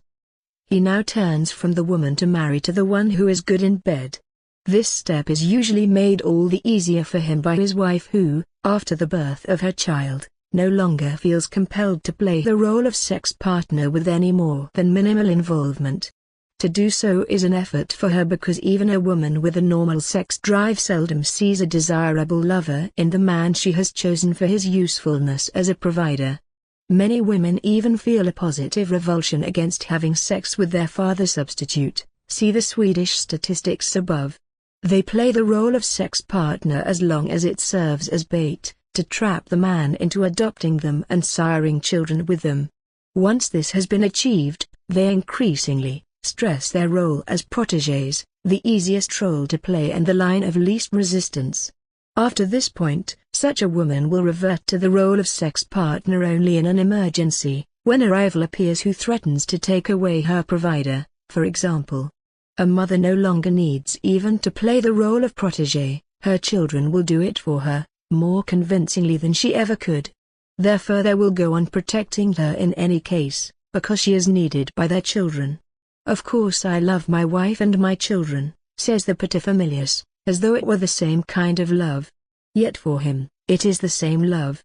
This semantic confusion sooner or later drives the man who has adopted a wife to polygamy, in the sense of having more than one woman in his life at the same, as not only the best, but the only available expedient. Not that all men are polygamous even in this limited sense. Too many simply cannot afford it. A man never gets anything for nothing in this world. To satisfy his sexual needs through polygamy, he has to be in a position to provide for more than one woman. The prevalence of polygamy anywhere always implies an unequal distribution of wealth. It accurately reflects one kind of social injustice. The number of women a man can have is linked to his income. The bigger the income, the more women he has. Where there is a Hugh Hefner, who has them by the thousand, at the top of the ladder, there are large numbers of men who cannot even afford one woman, at the bottom. Where there is economic equality, as presumably in the socialist countries, there is less chance for polygamy. But even in the democratic West, where every man can support at least one woman, the population being equally divided between men and women, the kept mistress remains the privilege of the bosses. Conditions favor polygamy in the Western developing countries, with their strongly demarcated social classes. In Latin America, for example, bigamy is practically an institution. The affluent Mexican has his casa grande for his wife and children and his casa chica for his concubine, as long as he can provide for both. Rich men are only more polygamous because they are richer than the poor, who are less polygamous only because they are poor. We distinguish the following forms of polygamy: simultaneous, successive, sporadic, and symbolic. The rich can afford the first two. Sporadic and symbolic polygamy must serve the lesser fry. Simultaneous polygamy is their real thing. A man has several women at a time and intends to keep them all. Successive polygamy involves a time element. A man has more than one woman, but intends or expects to get rid of one or the other. Sporadic polygamy is the occasional, irregular indulgence in having more than one woman at a time, and symbolic polygamy is the satisfaction of sexual needs without a sex partner. A man with a good income is likely to choose one of the first two varieties, hardly ever one of the last two. In the case of the simultaneously polygamous man, who has a wife and a mistress, the completed distinction between protégé and sex object is most clearly evident. The protector stays with his protégé, becoming if anything even more solicitous than before, though once he has entered his polygamous phase their sex life begins to be a sham. A man who has found a new sex partner probably would prefer to cease having relations with his protégé altogether. But feeling protective towards her as he does, and anxious not to hurt her feelings, he does have sex with her occasionally. At such times he tends to be rather businesslike about it, because at this point he is emotionally and instinctually preoccupied with his sex partner, with whom he goes in for all of the refinements. However, despite having to play a hypocritical role at home, fearful of being found out, and despite the greater financial strain, among other heightened pressures, the bigamist fulfilling his two major drives with two separate partners feels more relaxed and content than he felt during his monogamous phase. In this newly found serenity he sees proof of the polygamous nature of all men. It is certainly odd that at this point, instead of acknowledging his new love at least to himself, he continues to regard his feelings for his wife, the adoptee, as love. His feelings for his mistress he calls infatuation, or a passing obsession, seeing his relationship with her, the real woman in his life, as something unworthy, perhaps even contemptible. She has appealed to his lower instincts and hooked him. If his wife raises the question and he can't lie his way out of it, he assures her that it is nothing, that this thing he has for the other woman is only sex after all, and has nothing to do with love, that there is nothing, in short, for her to be worried about. The explanation for all this is quite simple. For a man, the distinction between protégé and sex partner is quite arbitrary.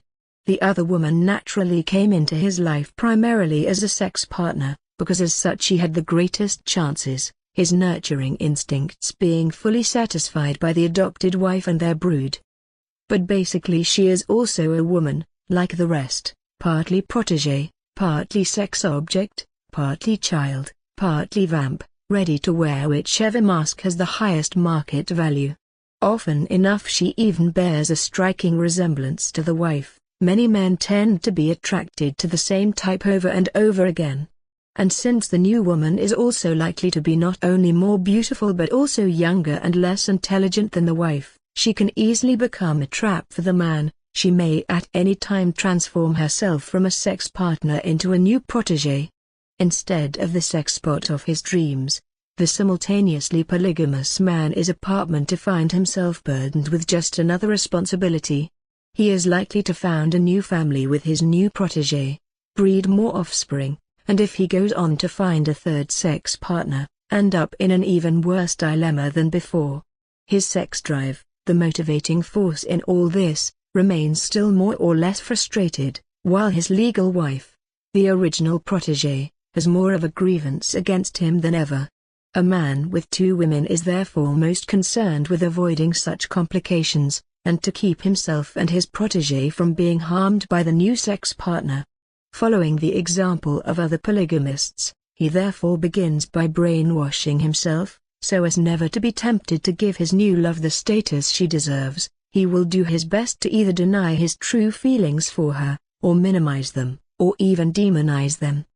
His overpowering need to be close to her, to touch her and be touched by her, to take possession of her body, he will interpret to himself and others as something low, common, primitive, cheap, second-rate, in short, as mere sex.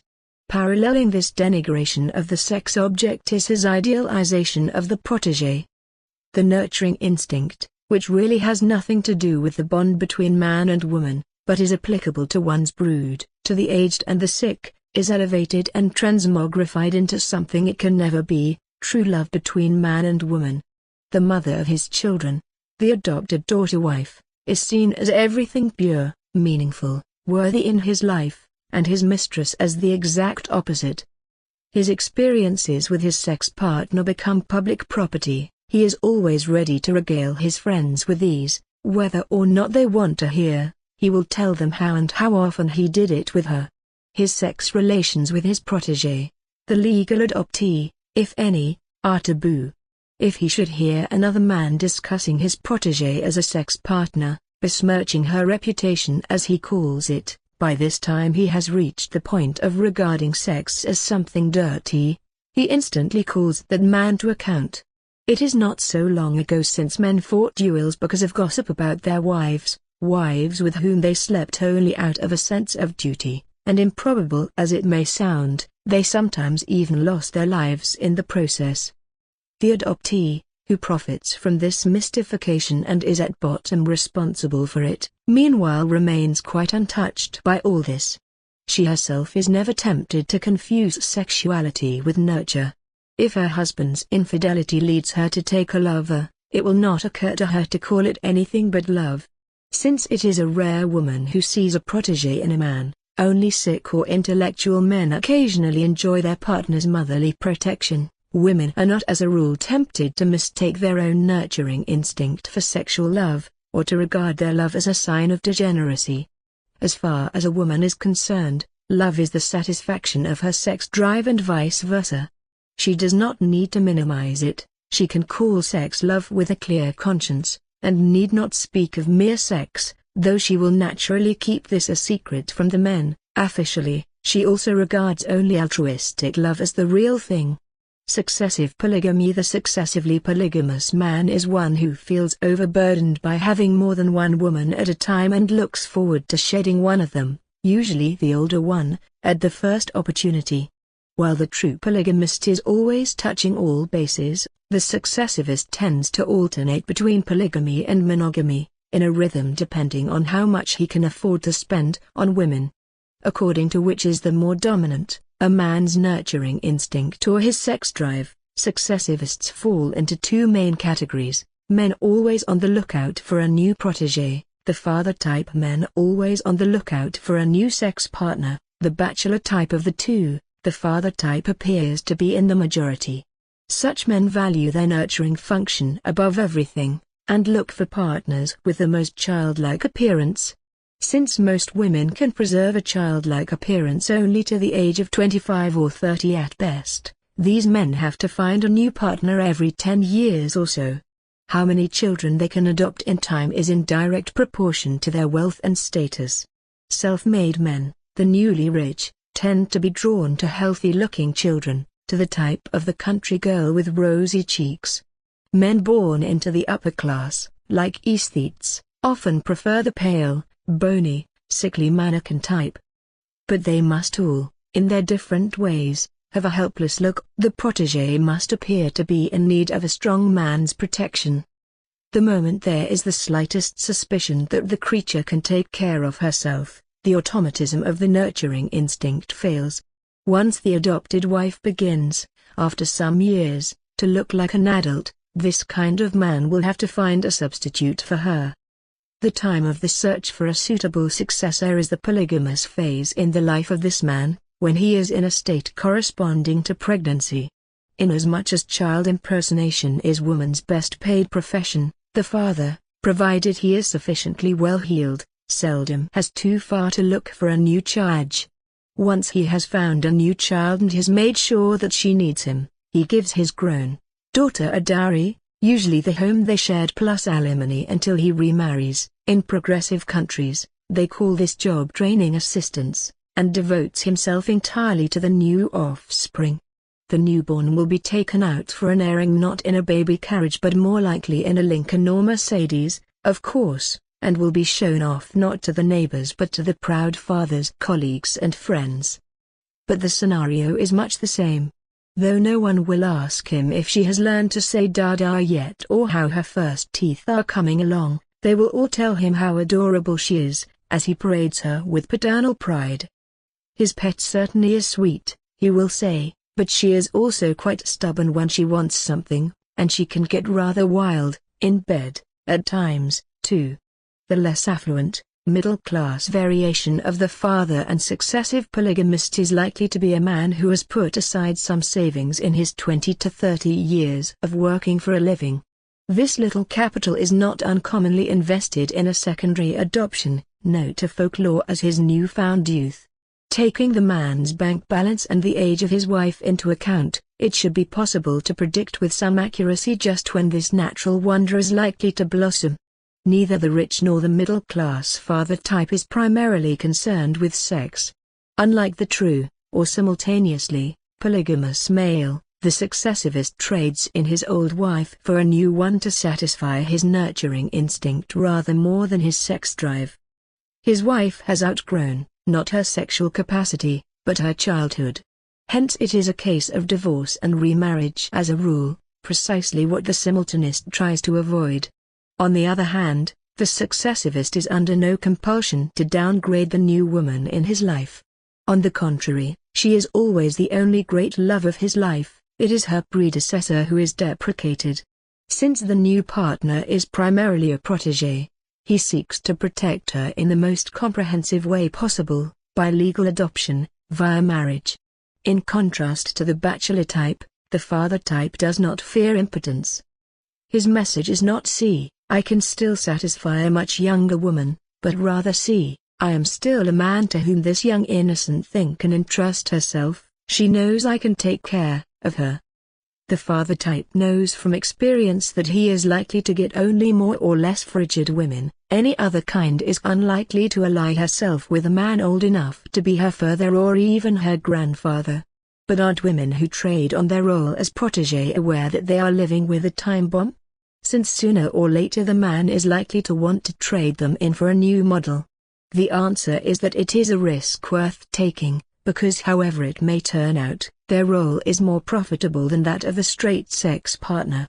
The man who marries a younger woman is almost automatically providing for his older wife, as a condition for his freedom to move on to greener pastures. Men are forced by their own self-made laws to support every one of their former wives in the style to which they have become accustomed.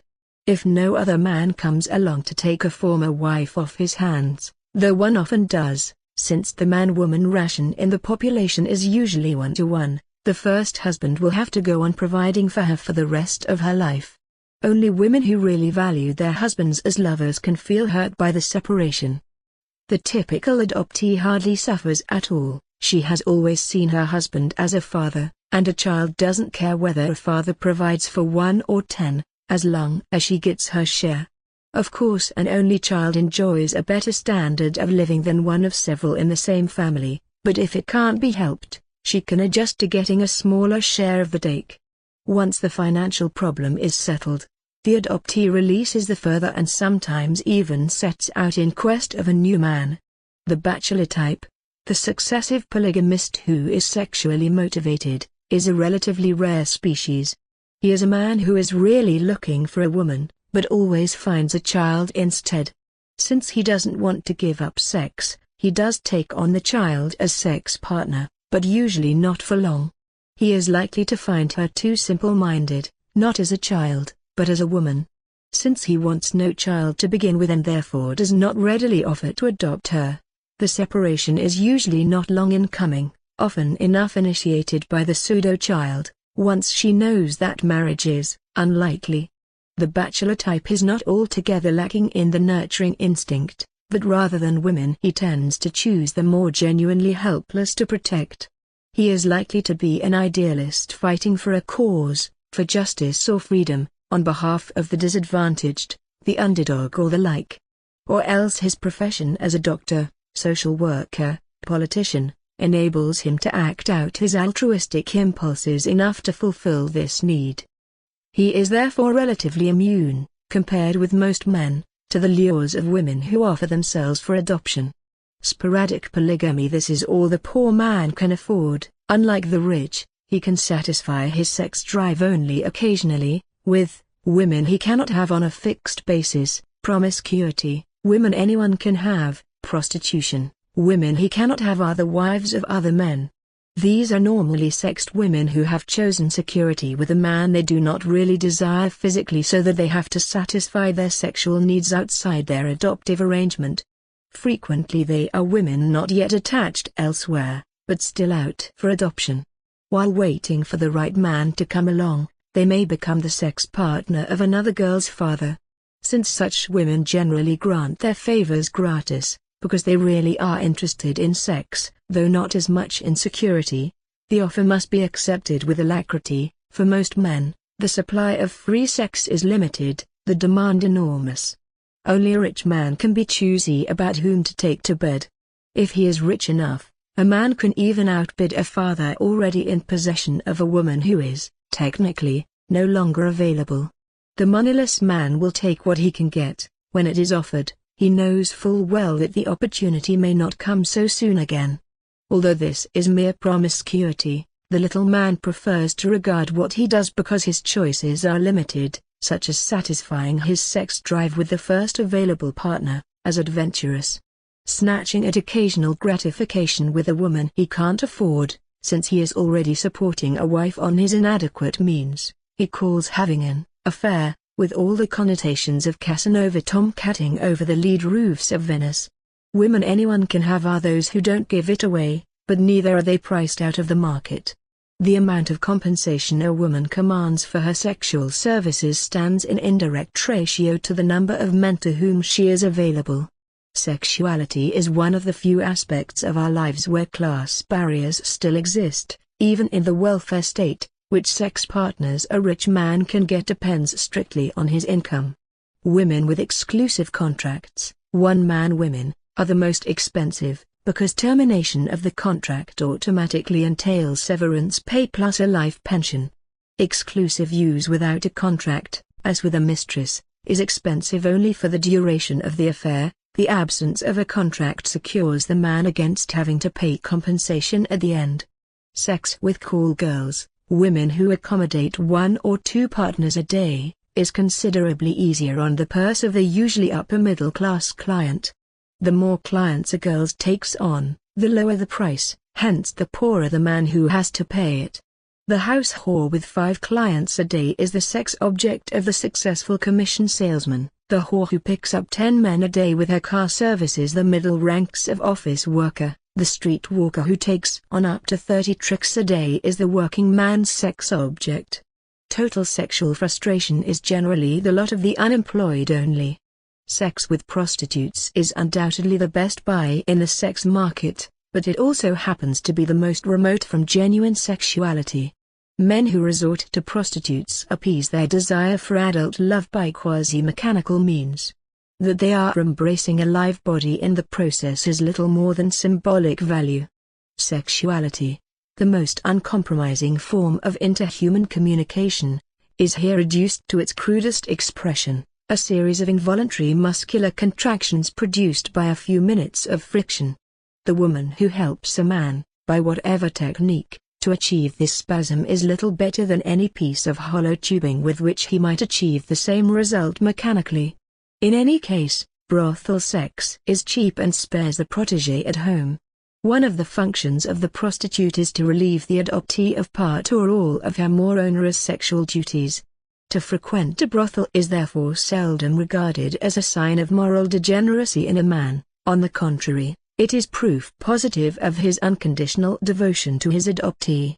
Even if his secret is discovered, nothing much can happen. The wife's rival is only a prostitute. By existing standards she hardly rates as a woman. Real women are those who threaten another woman's adoptive status.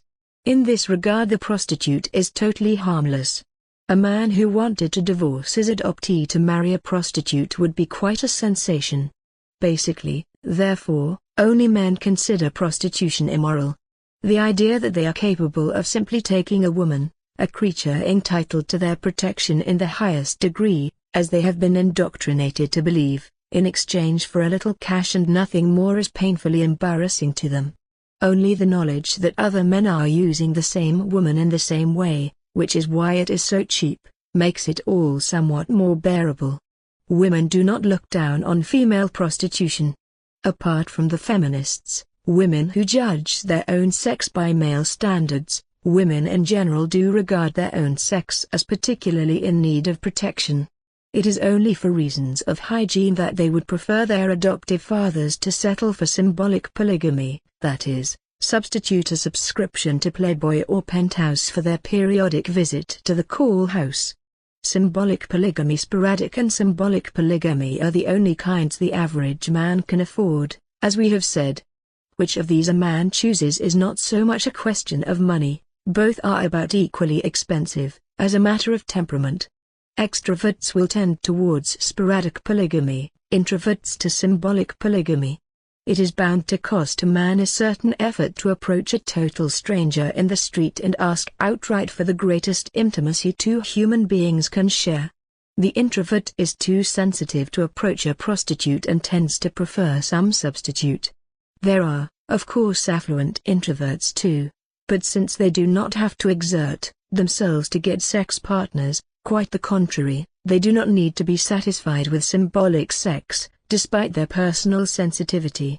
Only rich men who have no use for live partners, old men, or the sexually maladjusted, take any interest in the same symbols as their underprivileged brethren. People differ in what most stimulates their imagination. Some are excited by pictures, some by words, others prefer a combination of both. Each market is accordingly supplied by one variety of sex substitute or the other. For the visually oriented, there are the pornographic films and pictures which must be sufficiently explicit without the need for any accompanying text or commentary. For men who are more easily aroused by words, usually intellectuals, there is pornographic literature. And for those who prefer to enjoy both, there are men's magazines.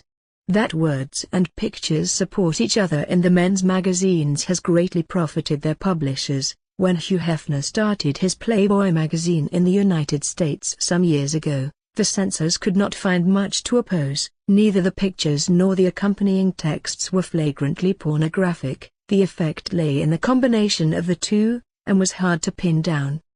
The magazine became enormously and increasingly successful, and despite its many imitators, Playboy is still one of the best-selling sex substitutes for shy men. It is not so much the quality of the sex partners depicted, they are considerably less stimulating than those of rival magazines, but the sophistry of its sales pitch. Hefner understands his introverts. He publishes double-spread ads promoting the magazine as a present, a gift subscription, from her to him. Since very few women read Playboy, it's a men's magazine, this ad is aimed not at women but at men. What this? They are supposed to think, women subscribe to Playboy for their men? Then there's certainly nothing wrong with my reading it. High-quality short stories, interviews, and cartoons, which make up the editorial content, make the alibi watertight, even though most of these are ignored by the average buyer. Hefner has broken the oldest female monopoly. He is the first man to profit from the frustration of middle-class family men by successfully commercializing what was once the exclusive preserve of women. Since, as a man, he knows the needs of his own sex better, he can also satisfy them better than women can, in this form. With an empire whose estimated worth was at one time $200 million, he is already history's most successful male madam. Symbolic sex objects, women who don't really exist, can of course only excite the polygamous introvert, without satisfying him. The only way out for him is self-gratification, masturbation, or else using his protégé for the purpose.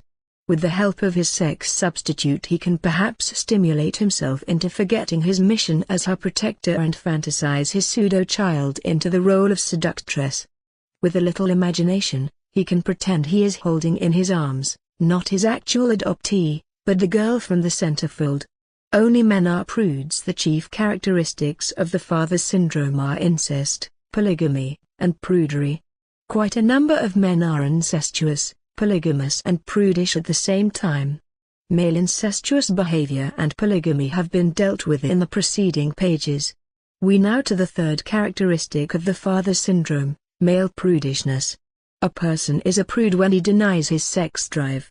It follows from this definition that only men can be prudes. Women consciously inhibit their sex drive beginning as early as puberty, in the interests of their sexual power politics. See the power of the colder partner. When they oppose sex, they are not denying any hidden desires. Their desires have been so well stifled that they have nothing left to deny. Only a handful of adult women are in the position to be prudes. Prudery is a male attitude. But not all men who behave prudishly are real prudes. We must distinguish between pretended prudery, the prudishness of the managers, genuine prudery, the prudishness of the fathers. Pretended prudishness is exhibited by those men who are under orders, not necessarily consciously, to conduct themselves and life in the interests of the female power bloc. Those who have power will naturally do whatever they please, and leave undone what does not please them. Whatever is no fun. At the very top of the list of things which are no fun are the humiliations of working for a living. These are accordingly left to the people lacking the power to lead their lives as they please. Leaving aside the kind of career competition which is fun, the best example is the successful career woman who doesn't really have to work because her husband earns enough for the family, and those among the rich who go to the office every day because they like it, the male counterpart to the emancipated woman, work for the most part is done by men who have no alternative. Women are to the world what stockholders are to corporations, although they understand nothing of what is involved, and although they themselves do nothing for the corporation, everything that is done is being done in their interest. Buildings are built to suit their requirements, laws are designed to protect them, capital is invested for their benefit, consumer goods are made to their tastes. Men, the lawmakers, send themselves off to war, by law, leaving the women safe at home. Men, the stockbrokers, increase capital in such a way that women are already the chief stockholders in several great industrial countries. Men, the clergymen, force their own sex into chastity, fidelity and monogamy. Just as the stockholders are asked, at the annual meeting, "Shall we go on like this?" And they reply, "Oh yes, go on, but see to it that profits keep increasing." Married men also pause from time to ask, "How are we doing? Shall we continue like this?" And the wives say, "Sure, keep it up, but try to do better in the future." What the men are to go on doing, and how, in which area of endeavor they should exert themselves a bit more, the women don't really need to know. The apparatus is so perfect that they need neither know about its flaws nor need they be able to judge the qualifications of those who must do the job. The men can attend to discovering the weaknesses of the system, promoting the most efficient of them to the top positions, and keep the wheels turning. The only requirement, as far as the women are concerned, is that the candidate respect the female protégé status, because it is on this status that a woman's power depends. This respect he proves by his flawless private life. A man who wants to get to the top, that is, as representative of the female power block, must first of all adopt a woman and beget a number of protégés with her. There must be no divorce, infidelity, or any other sexual missteps in his past, obviously. If he does not fulfill these requirements, women will vote for him no matter how ideally qualified he is for the job according to the experts. The experts know that, and do not even bother to propose such a candidate for office. Men who seek high positions in the management of the female empire, like heads of state, cabinet ministers, clergymen of rank, generals, judges, bank directors, must live before and during their incumbency in a manner corresponding to the feminine ideal. They may not leave their unloved wives. Everyone knows the wives of men in high position, dragged along up the ladder for a lifetime, visible reminders of the sins of the great man's youth, nor keep mistresses openly, nor desire love objects of their own gender, etc. In short, managers must either be prudish or pretend to be, otherwise they cannot stay on top. On public occasions they must pay homage to the great devotion they feel for their families, condemn sexual licentiousness, avow their inability to understand homosexuality, and the like. One careless statement, one illicit kiss, one secret rendezvous discovered and their career is finished. Genuine prudishness, the prudery of the fathers, is harder to spot than the simulated kind, because it tends to be represented as the opposite of what it really is, as proof of man's sexual libertism. The reason for this is that a man who regards women a primarily protégé, a father type, consequently regards the act of love as the rape of a weaker person. When he indulges, he feels guilty, which leads to lengthy confessions. Here we distinguish between direct and indirect confessions. The first takes place in the so-called man-to-man conversation. The second is represented by locker-room jokes. Both are forms of prudery. There are no statistics on how much time the average man spends hashing over sex with his cronies, but chances are it is more time than he spends on sex itself.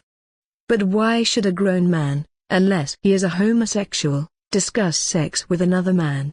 Normally, the sex act is a fit subject for conversation only between two sex partners. That men nevertheless preferably and persistently talk with other men about their sexual experiences can be explained only by dammed-up guilt feelings, the bad conscience they have about their sexual intercourse with women. The connection between sex and guilt is unmistakably revealed in the indirect confession, the dirty joke. For the man who regards sex with women as forbidden fruit, which he cannot give up, the hero of a locker room story must be a man doing the impermissible. The typical blue story accordingly always revolves around the sex act, and one of the persons involved is likely to be either an inexperienced child, a lecherous gynecologist, a nun or clergyman. Since the joke is primarily a confession rather than a funny story with universal appeal, it seldom means much to outsiders.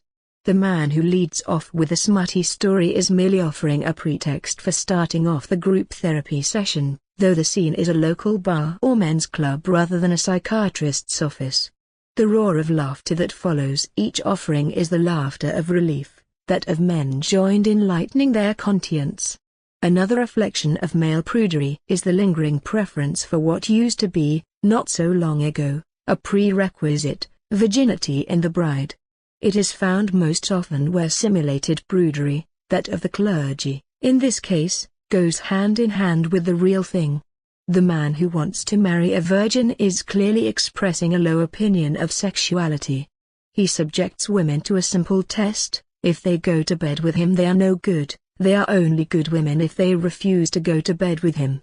Only a good woman, that is, one who has proved that she does not desire him sexually, is eligible to win him as a provider for the rest of her life. Since a person who has abstained from sex to the age of 23 can never shake off the resulting inhibitions, the man who marries a virgin usually gets exactly what he secretly wanted, a frigid sex partner. He will soon flip back into simultaneous or sporadic polygamy, to satisfy his sexual needs as he did before marriage, with a bad woman. The good mother becomes the mother of his children, an asexual creature whom he goes on protecting with a good conscience. That women are forced into sexual abstinence by a male-dominated society is a widespread misunderstanding. A woman who intends to provide for herself is in no way forced to remain a virgin but is free to take all the lovers she wants or can get.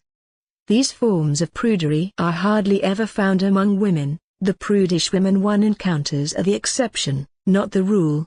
The average woman does not talk about her sexual experiences, seldom tells smutty stories, and never raises the question of her intended husband's virginity.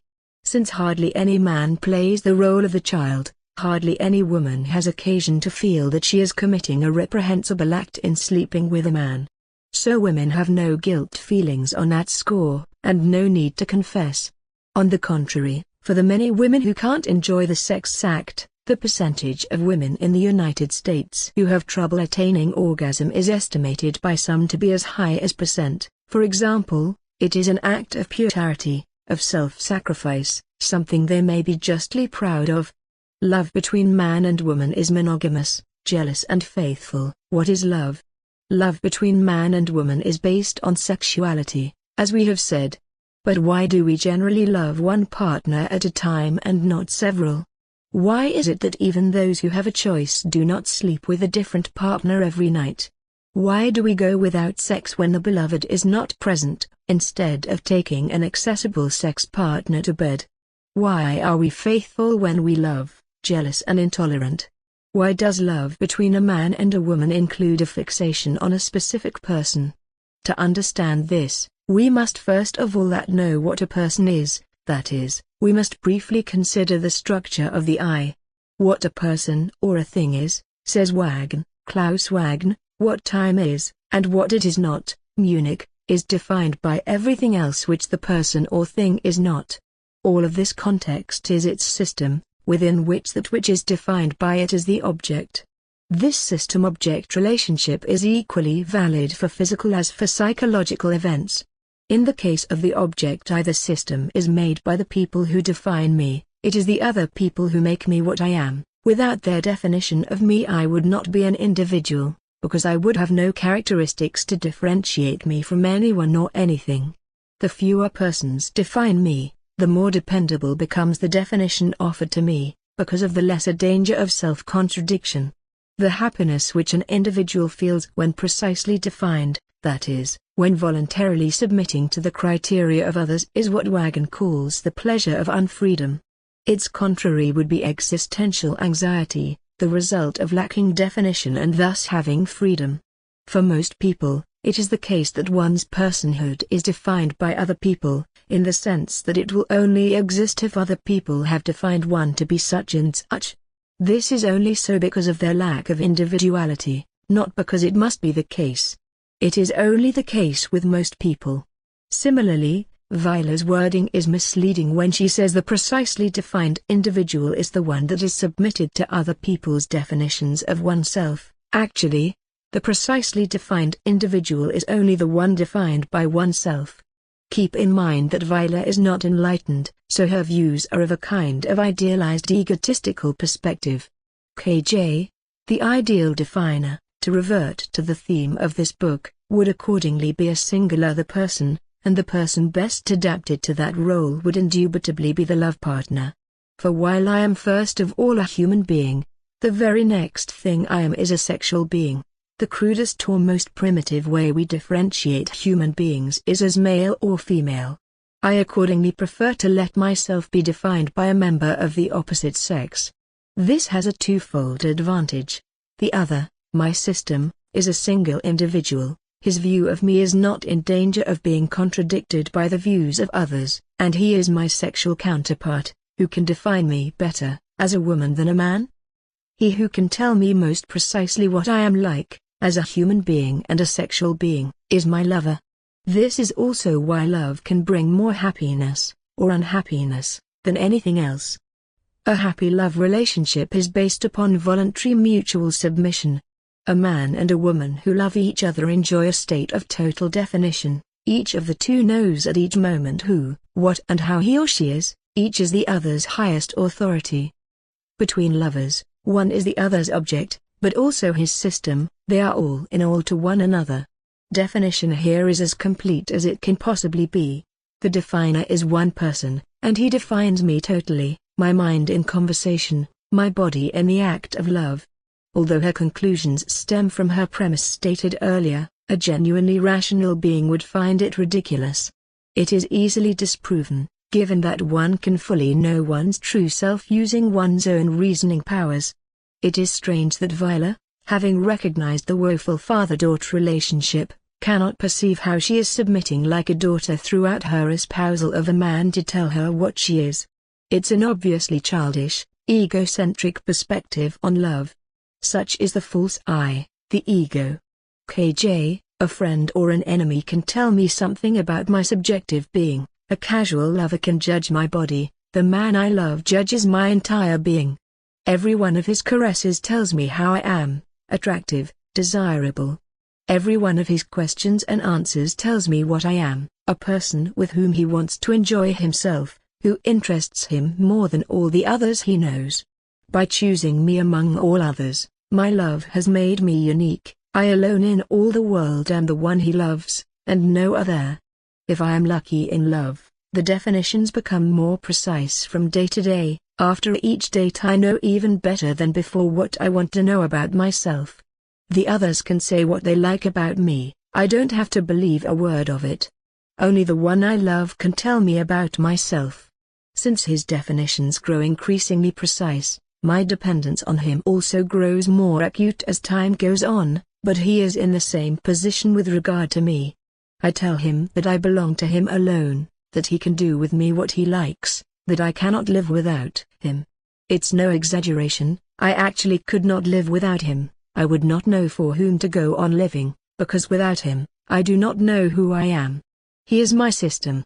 If my lover forsakes me, I find myself with an instant, acute lack of definition, a condition of total freedom to which I can react, if it really was a great love, that is, an absolute definition of body and soul, only with apathy, despair, madness, suicide, with, in other words, existential angst. Lovesickness, the butt of so many jokes, may well be the greatest disaster that can befall a person. It is the most intense experience of freedom that the world has to offer. What love is like: if love is the total definition of my person, body and mind, by means of one other person, then it necessarily has the following characteristics. Love is monogamous. I can let myself be loved by two partners, but I can love only one. Bigamy means a highly ambiguous definition, because the views my two partners have of me must necessarily be contradictory, at least with respect to the ultimate details, but these are precisely what love depends on. When I subject myself to the judgments of different people, I cannot be sure what I am like, and therefore I cannot be happy. This is an important difference between protective love and sexual love. One can love several protégés at a time, but only one sex object. Protégés are weak definers. All they tell their protector is, "I need you." On the basis of what personal characteristics he is needed is something they do not say, because they do not care about all that. They are also prepared to drop him at once, if necessary, for a better protector. See further as powerless. Because of the difference in intellectual level between ward and guardian, protégés also feel only moderately well defined by their protectors, on whom their dependence is chiefly physical. Love is jealous. If my lover defines someone besides myself with his love, I lose my individuality. I become like the other object of my lover's concern, since love is monogamous. He loves neither one of us, but I am not aware of this. I acquire a doppelganger. To get back to being my own unique self, I must either destroy my double or else find a new lover. Jealousy is not necessarily a sign of love, but there can be no such thing as love without jealousy. Tolerance is no proof of love but quite the opposite. Whoever is ready to share his lover with another is telling him unmistakably that he is not interested in him as a sex partner. What he feels is at best altruistic love or friendship for him. Vilar has forgotten her opening dialogue, which she presented as an example of true love between a man and woman. KJ, a friend does not define me as a love partner, so I can become jealous only if I lose his friendship to someone else. The so-called open marriage, which tolerates the taking on of another sex object by one's partner, is based not on love but on friendship. The sex relations between partners joined in open marriage is a friendly mutual service which has nothing to do with love. Love is faithful. If I do something my love partner knows nothing about, his definitions no longer fit me. Sexual infidelity is possible only when I do not value my partner's definitions of me, when I no longer love him. If I am unfaithful to a partner I still love, even so, I have to confess everything to him afterwards. No matter how awful it feels to do it, it is the only way I can regain my precise definition through him. Can love last? The love between a man and a woman can last for a lifetime. There is no compelling reason why a couple that fell in love at 17 should no longer be in love with one another at 70. That such love rarely occurs, in reality, is due in part to the misconception of sexual love as a form of altruistic love, and secondly to the lack of suitable love partners. What is a suitable sex partner? Remember the two basic requirements for love between a man and a woman: the greatest possible physical polarity, the greatest possible intellectual similarity. The outward polarity is usually present in most unions. The laws of biology tend towards producing an optimal mix of the extreme hereditary factors within the same species. See, what is a sex partner? We instinctively choose a sex partner who is unambiguously different from ourselves physically. But the intellectual likeness is usually lacking. It is a necessity, however, for the following reasons. 1. When a sex partner is mentally inferior, the tendency is to feel protective towards her/him. When one tries to satisfy one's sexual needs with an inferior, one feels that one is taking advantage of one's sex partner. Sex with inferiors means sexual misconduct, incest, polygamy, and causes conscience trouble, prudery. 2. The lover who is not his sex partner's intellectual equal cannot define the partner. If he is mentally inferior, he cannot provide the other's optimal definition. If mentally superior, the other cannot understand him. In other words, if love between a man and a woman is to last, the partners must be equals in every respect except those areas they regard as sex-specific, in which they must be opposites as far as possible. Depending on the degree to which both conditions are fulfilled, such a love will be more or less long-lasting. Brief loves, love affairs, occur when one partner is considerably inferior to the other intellectually. Love affairs can turn into marriages and chain two people together for life, This does not change the fact that their love was basically a lackluster affair. How can love come into being between two unequal partners? How is it possible for a man to confuse his affection for a protégé, even briefly, with a great love for a woman? Why can a woman lose her head over a man whom she basically does not understand at all? We must remember that love equals total definition of body and soul. In a love affair, my body can feel perfectly defined, especially if my lover's outward appearance satisfies my sense of beauty to a high degree. My beautiful lover's embrace says to me, "You are beautiful, you are desirable," and my embrace say, "You are beautiful, you are desirable" to him. To maintain these flattering definitions of our bodies, our psyche resorts to a little game. If my love is dumber than I idealize him. If I am dumber than he is, I idealize myself. Idealizing the other to idealize a stupid man with whom one wants to go to bed, so that one can believe one's desire to be love, is easy.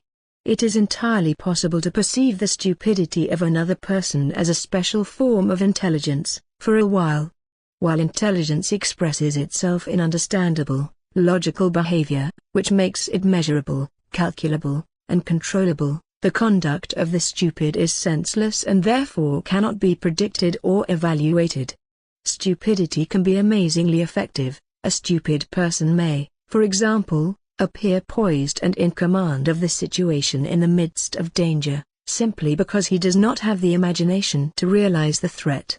A stupid person can appear to be decisive, merely because his inability to think abstractly leaves him with only one choice in a given situation, an instinctive one, and therefore quite possibly the right one. Being ignorant and therefore incapable of making comparisons, the stupid person is likely to be amazingly consistent in judging intellectual problems. It may take months before one finally discovers the pattern behind the apparent lack of pattern, or system, in a stupid partner's thinking, and is able to see behind the mask of self-assurance its true basis, an incapacity for abstract thought and a lack of sensitivity, founded on a lack of experience. Once he has been seen through, the intellectual inferior can never again be idealized, and with that, love is at an end. A simpleton is incapable of defining the many-sidedness of his partner. A child that tells its father what a marvelous man he is can be touching, but not credible. The father knows that the child does not have enough experience to make a valid judgment of how he compares with other men. Once you have perceived that your lover is basically stupid, you will soon cease to enjoy his embraces, regardless of how beautiful or handsome he still looks to you. To find yourself in bed with a stupid partner is the loneliest feeling in the world. Sex becomes only sex, and if no adoption has taken place by then, the affair is over. Idealizing oneself. My lover, Professor X, is enchanted with me. He tells me how he admires me for quality Y in particular, a rare quality seldom found in women. Although I do not quite understand what he means, I feel flattered just the same. I am a woman with that quality Y, a pretty unusual human being. I idealize myself. In time, however, boredom begins to creep in. Quality Y doesn't mean a thing to me. It doesn't exist as a value on my scale of values. My professor and I do not understand each other. We lack a common language. That this erudite man loves me implies a certain amount of definition. It makes me the beloved of a cultured gentleman. But it does not tell me who and what I am in terms that mean much to me personally. If there has been no adoption, I will soon abandon my erudite lover and find a man on my own mental level, who speaks my language and shares my concepts. The professor will not do as my love partner. Our relationship would be based on only sex because it would not define me satisfactorily as an individual. If Vilar has her own language and concepts, then she is doing her own self-defining. In other words, this chapter on love is merely justifying her own mental laziness. KJ, only sex is the act of love without love. It is sex between partners who fundamentally do not understand each other. Sex partners who live on different intellectual levels can stay together only when each one has someone else to define him. Only sex means psychological infidelity, A favorite escape hatch for couples forced by circumstances to live together all their lives. The woman has a best friend whom she defines in accordance with the strict rules of femininity, and who represents all womankind in defining her value as a woman, depending on how many children she has, the quality of her furniture, how well she dresses, the social position of her husband, etc. The man has his friends, colleagues, political associates, who provide him with partial definitions of himself. This extramarital source of self-definition permits the two partners to go on regarding the reason for their life together as love. Only sex can be had with several partners, of course. A man who has a stupid wife and stupid mistress has, with his wife, only sex and his nurturing function, and with his mistress only sex without nurture. His definition comes from elsewhere.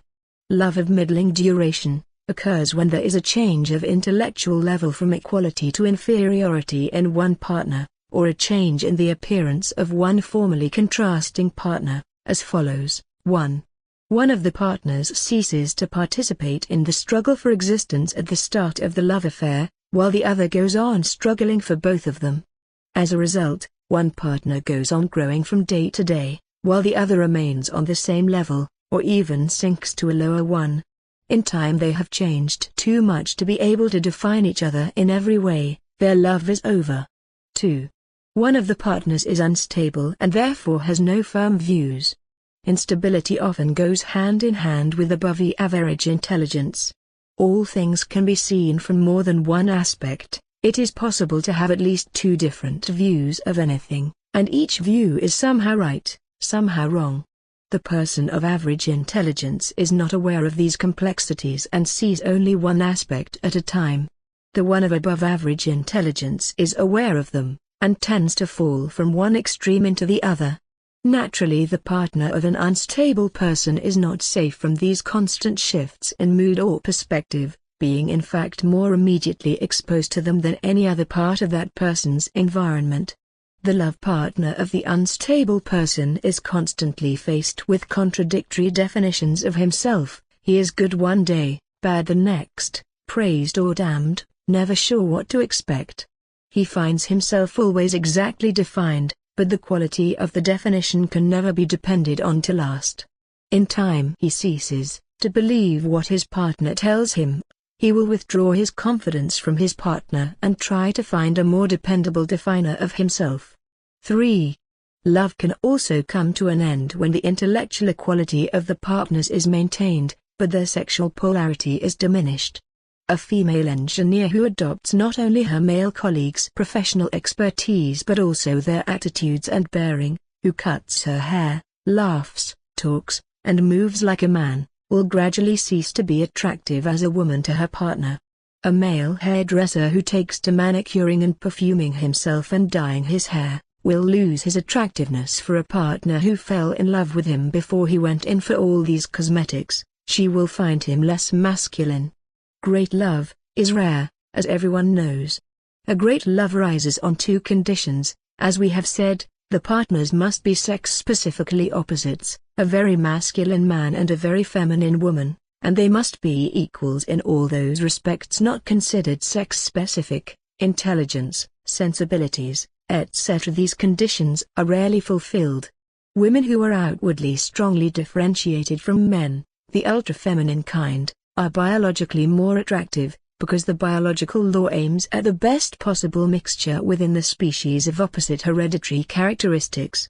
Their attractiveness guarantees their survival. They do not have to compete, and the men who want them will pay any price for their company. Such an ultra-feminine woman would have to be endowed with extraordinary willpower or talent to resist the constant barrage of temptations from men seeking to corrupt her, and to expose herself to the same competitive struggle as that of men. She usually chooses the easy way out and leaves the struggle to the man. Ultra-feminine women do not need to be intelligent to survive, and so they generally let themselves fall behind. They fulfill only one of the necessary conditions for love, that of being outwardly their partner's polar opposite. Women who are outwardly not unmistakably different from men, women whose appearance is not especially feminine, are biologically less attractive than the others, and not likely to be pursued by men seeking to corrupt them. To survive, these women must plunge into the same hard struggle for existence as men do, and are equally compelled to develop their minds. These barely feminine women, in appearance and effect, accordingly also fulfill only one of the two necessary conditions for love, that of intellectual equality. The other condition, of outward polarity in appearance, they mostly tend not to fulfill.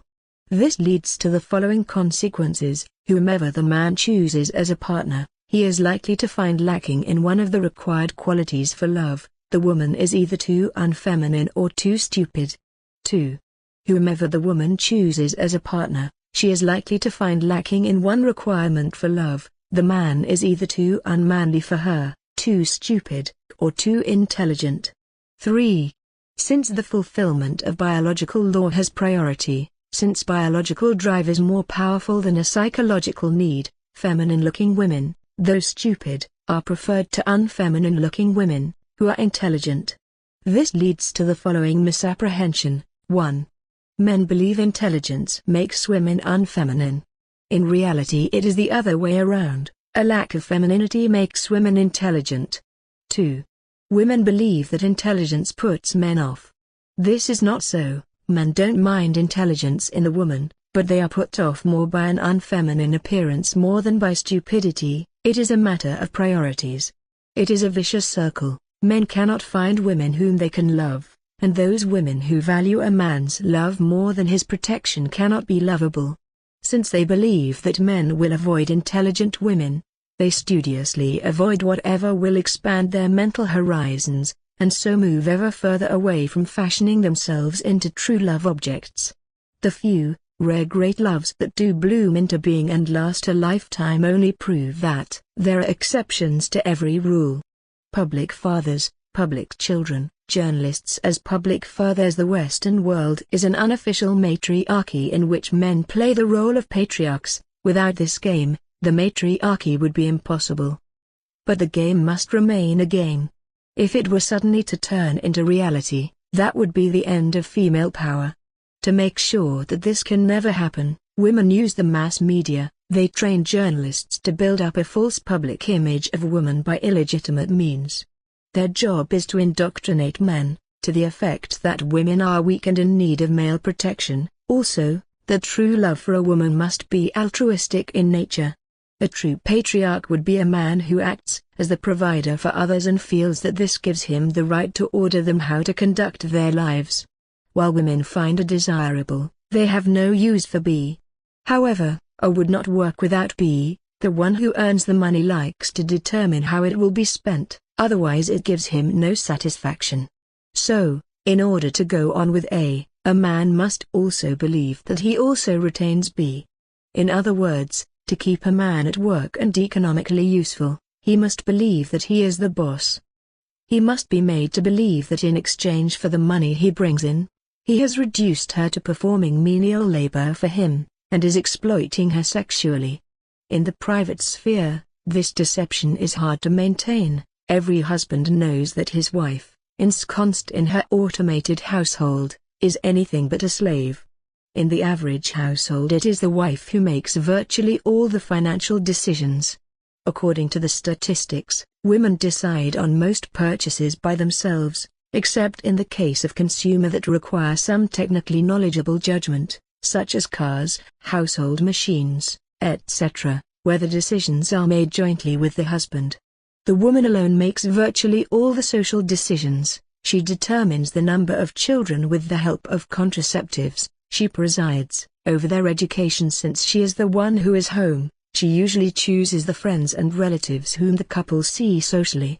Sexual exploitation is hardly involved. The average frequency of coitus after 10 years of marriage in the United States, according to Kinsey, is about twice a week. Even for a frigid woman, and with any other kind, it cannot be regarded as exploitation. This cannot be considered too great a strain. The deception of men as to the role they play is more easily achieved, therefore, by influencing public opinion. While every man knows that he himself is not exploiting anyone, and that he personally is not raping his wife, he can be made to suppose that perhaps other men do.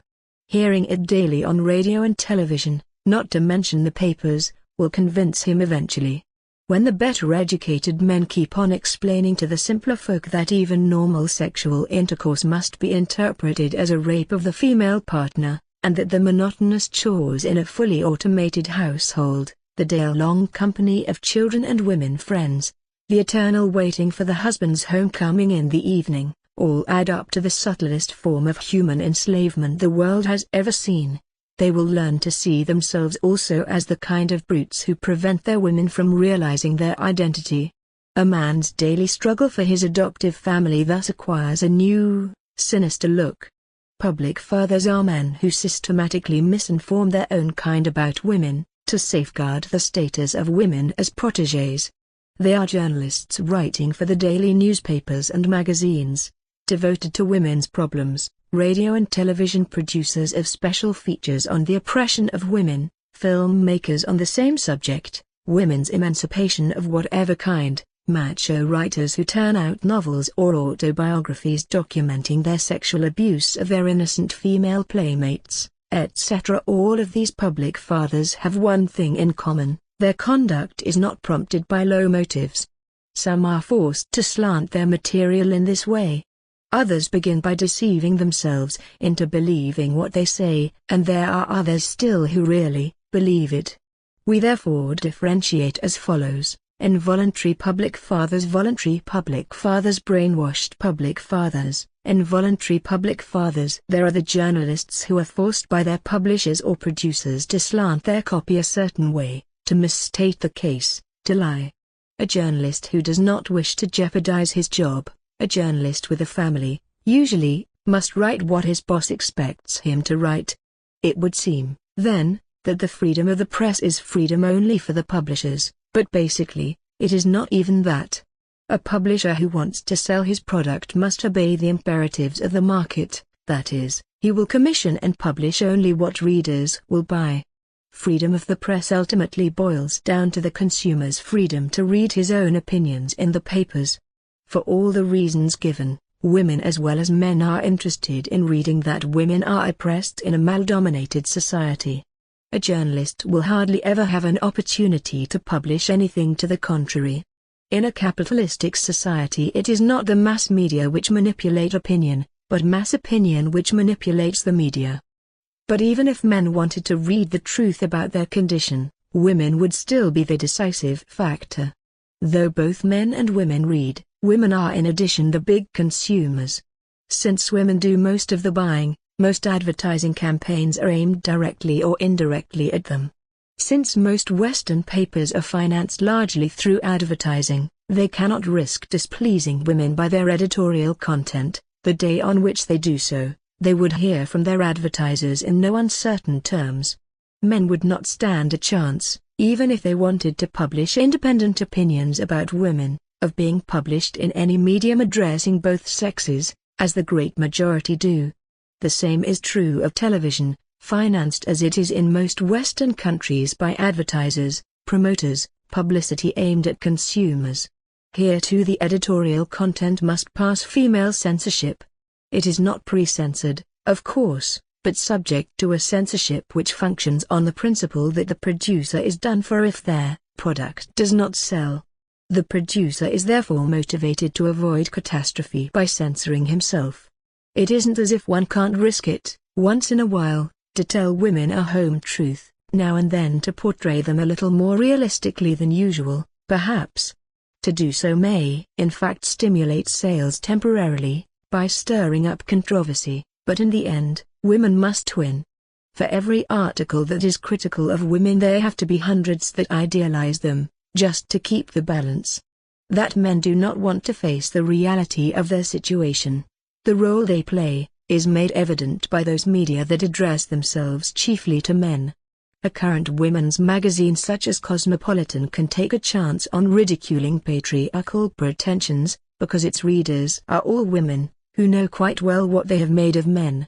Men's magazines are created by fathers for fathers. Time, Newsweek, L'Express, Der Spiegel, have no choice but to present men as the brutal oppressors of the female sex. What would be the sense of their subscribers' economic struggles if those for whom they are struggling are not in need of their protection? What would happen if they were told that they are in reality the most enslaved sector of society? The publishers of men's magazines and women are on the same side of the fence. Even if they all knew who oppresses whom, they would take good care to keep the truth from being printed in their publications. Voluntary public fathers. It can be dangerous for a man to be intelligent beyond a certain degree.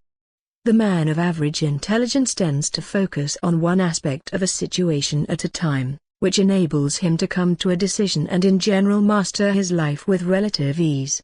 But most situations have more than one aspect, and the highly intelligent person sees all the possibilities at once, is torn between alternative views, solutions, consequences. In short, above-average intelligence leads to indecisiveness and existential anxiety. The intellectual longs for one thing above all others, someone to tell him what to do. He is always searching for protection and can never find it anywhere. Whom can he accept as his protector? Certainly not someone less intelligent than himself, and he is not likely to meet someone more intelligent when needed. Vilar is not a good judge of what the highly intelligent person is, so her limited perception contributes to the mass media manipulations of man, just as the lack of femininity, some deficiency in the specifically female sex characteristics, often simulates the development of a normal intelligence in the woman, so unmanliness, some deficiency in the specifically male characteristics, may lead to excessive intelligence in a man. It cannot be overlooked that a great percentage of the so-called intellectual men do not appear too robust physically. The inability to beat up a classmate has probably produced more great thinkers than an interest in the mysteries of the universe. We withdraw automatically to a field of action where we can find the confirmation denied to us elsewhere. Since, for example, adolescents who wear glasses are also frequently great readers, many people believe that reading is bad for one's eyesight. In reality, these people become readers because of their weak eyesight. They compensate for a constitutional deficiency by adopting a new scale of values. Intellectual men have two possibilities: they can either admit their existential anxiety, or hide it behind a show of bravo. Very few choose the first alternative. A woman may show fear, should show it, even, a man may not. Since a timid man is not looking for a protégé but for someone who will adopt him, a mother, in fact, his task is doubly hard. A mother would have to be his intellectual superior, and physically his polar opposite. He is hardly likely to find a woman who can fulfill both conditions. Such a mother may appear, but only as a fringe benefit of success. Once an intellectual has achieved recognition as a writer, film director, composer, or the like, by presenting other intellectuals with a sufficiently impressive version of his existential anxiety and so enabling them to identify with him, he has an excellent chance of finding a woman who will take care of him. At this point he is free to show his anxiety, it even enhances his image. In his works, women are always the strong and powerful beings who have men, unconditionally at their mercy. Male artists always relate to women either by worshipping or denouncing them, either as Ingmar Bergman or Norman Mailer. They hardly ever find themselves on a level of equality. Most intellectuals admittedly seem to prefer the Norman Mailer image to that of the abject worshipper. For fear of exposing their anxiety, they imitate the kind of man they wish they were. Since few of them are good actors, the majority naturally tend to overdo it. Where large groups of intellectuals are involved, the show of machismo may come to be grotesque in its exaggeration. Anyone who walks by chance into a newspaper's editorial office, nowadays, or into a television studio or an advertising agency, the kind of place, in short, where a number of hypersensitives are likely to be found gathered together, is apartment to wonder whether he isn't on a freighter somewhere. The men he encounters in the air-conditioned, carpeted offices all look as though they expect to be ordered any minute to shovel coal, hoist grates, or lower anchors. In their worn leather jackets, cheap cord pants, beards and beardlets, pipes and pipelets, they look like seamen, truck drivers, or construction workers, anything but men whose greatest exertion consists of holding a pencil between their fingers. It is a case of overcompensation, men who imitate men and overdo it. They do everything the image of the aggressive male calls for, but since there is no genuine necessity behind it, they have no sense of proportion. Only because it is the masculine thing to do, they will torture themselves by drinking hard liquor, ruin their health by smoking homemade cigarettes, spend their Saturday afternoon watching football from the sidelines, whistle after blondes, squeeze themselves into uncomfortable sports car bucket seats or fast motorbikes. The same men who are normally against spilling blood, fanatically oppose speed limits in driving. Men who live in the fear of death more than anyone, they are the only ones with enough imagination to foresee it, assure themselves an early demise from lung cancer by chain smoking. Men who normally feel shy with women and tend to express themselves with care, they are insecure, frustrated, progressive, and even know what this means, discuss women among themselves in the most vulgar terms. Women are cunts or birds to be laid and fucked. And while the model they try to copy, the rough working stiff, dresses for dinner out on Sunday, his imitators make a point of wearing his clothes at the weekend. They attend their intellectual occasions, concerts, theaters, art exhibits, predominantly in artificially faded blue jeans. The image of the aggressive male must be upheld at all costs. Only those areas where they cannot live up to their models will intellectuals turn their superior intelligence to account as an excuse, to make their weaknesses appear as another kind of strength. An intellectual will admit freely that he can't hit a nail on the head, is helpless where money is concerned, hasn't the vaguest idea how a car works, and has to call in a friend to change a fuse. To know how to deal with such matters would be a sign of intellectual primitivism. And while he is a real guy, he is not necessarily a primitive. Just as a woman is not expected to cope because of her femininity, an intellectual need not be skilled in practical matters because he is good at something else. That those who overcompensate on the grounds of their ability to think abstractly tend to work precisely where women need them most, in the press and publishing, radio and television, mental health institutes, opinion research and advertising, and that they tend to focus on the problems of women is naturally of invaluable help to women. Unlike the worshippers of women, they do not put women on a pedestal. Here too they are driven to overcompensate, here above all, which they like so much to concern themselves with the female question. Instead, they exalt themselves as men, believe in the power of men as such, and say to women, "You poor creatures, don't you see how you are mistreated and exploited by men?" They can't help it. The best disguise for the overcompensator's anxiety and weakness is to be as vocal as possible about the weakness and helplessness of those to whom, in reality, he turns for protection. The average man feels strong enough in his own right. The intellectual has to invent someone weaker than himself so that he can feel strong enough. Intellectual men are therefore the natural allies of women in the defense of their status as protégés. Here the interests of the male and the female coincide as nowhere else. Women need their image as the weaker sex, as intellectuals need their image as the stronger sex.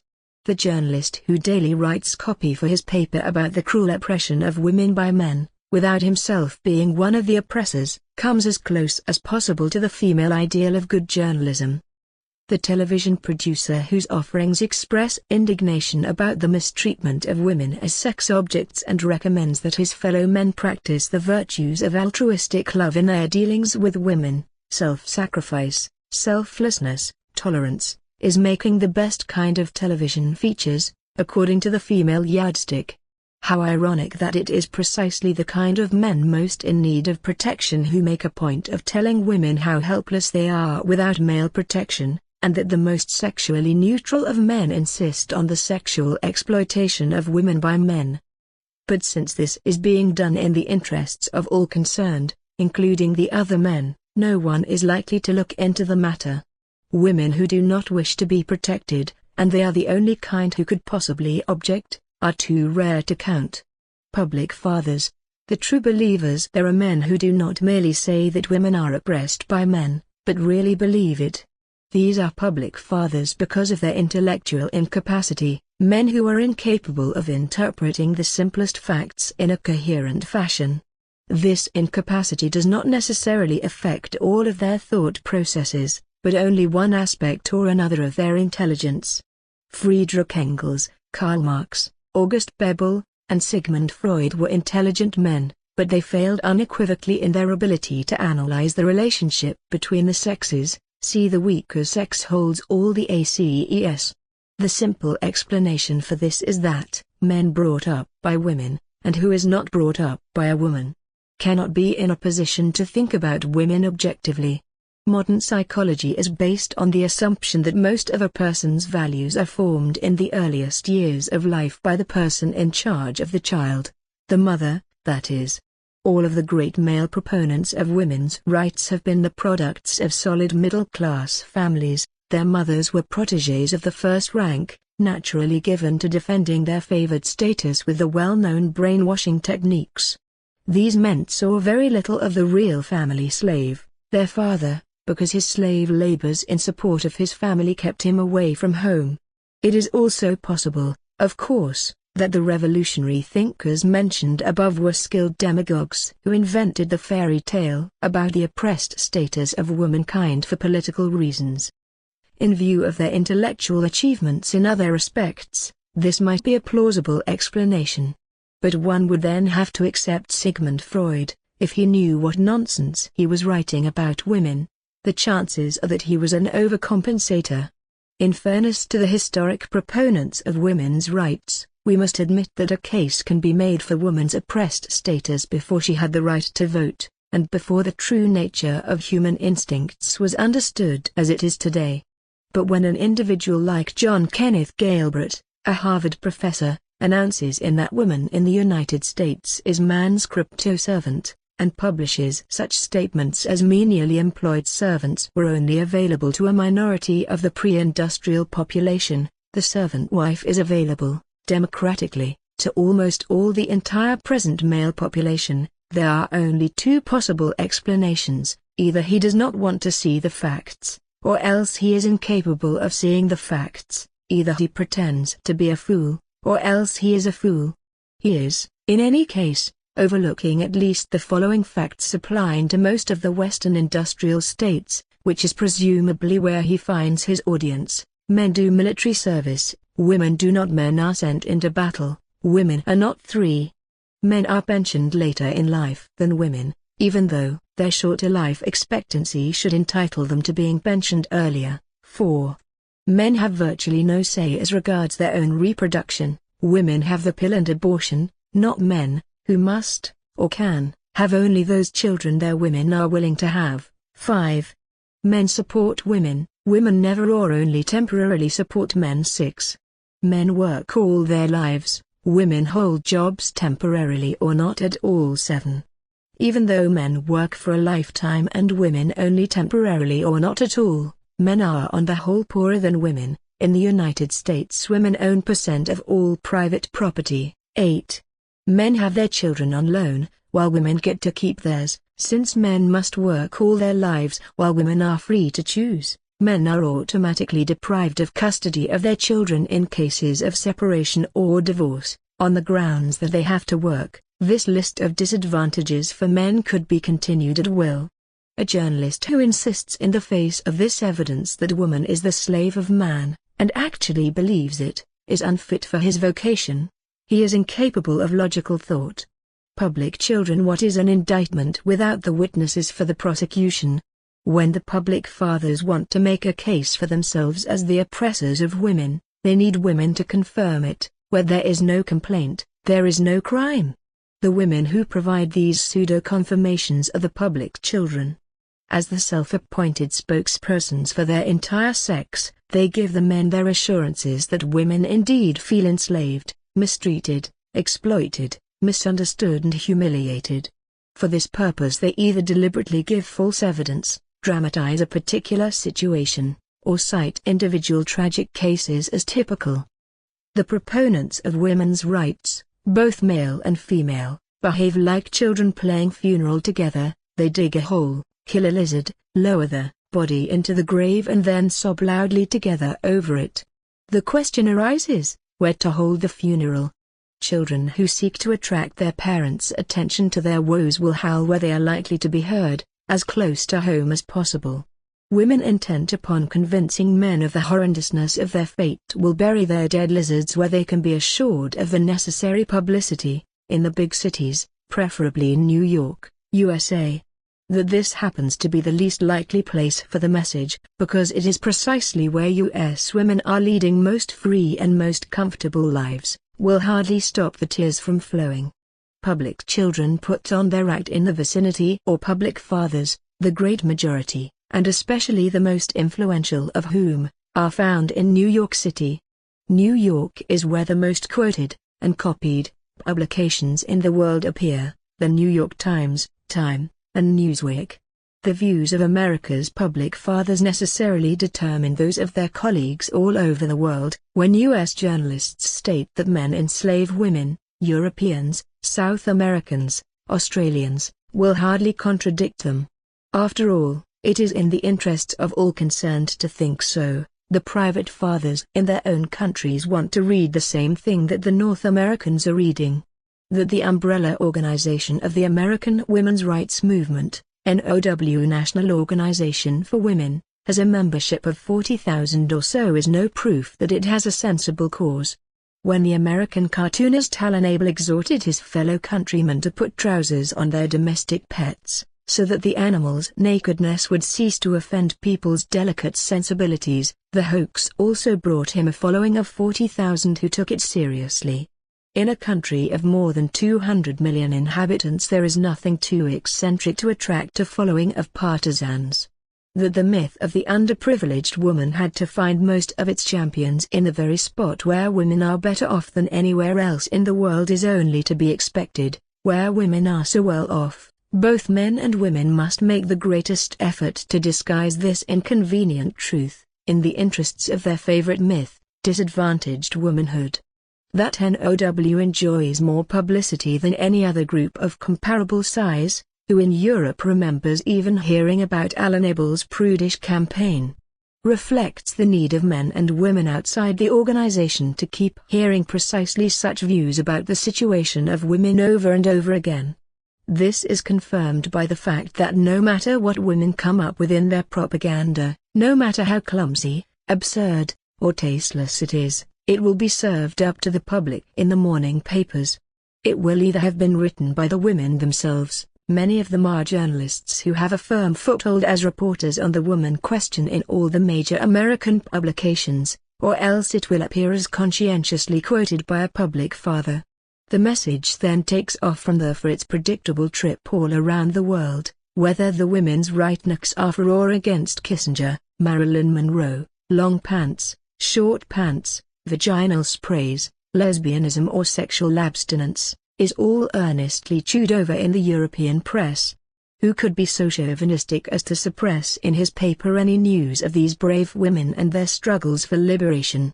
Why are these women doing it? One might ask. What do female journalists and writers have to gain from making the members of their sex out to be so many welfare cases? What is the percentage in playing the role of the victim at all costs?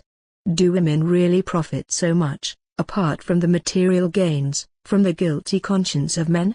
Miss, for example, are doing such good business that they can afford to print expensive color photos on glossy stock of their oppressed and liberated heroines. The fairy tale about man's female slave is beating the Brothers Grimm at their own game. Compared with other branches of journalism, the woman's lib specialty has the advantage of being quite undemanding. To denounce female slavery as a witness for the prosecution requires no courage, since no one opposes this view of the matter. There are no enemies to brave, no style, form is secondary, as long as you write heatedly enough about the oppression of your own sex. No expert knowledge, the possession of a vagina is sufficient qualification, nor ideas, which are always furnished by men.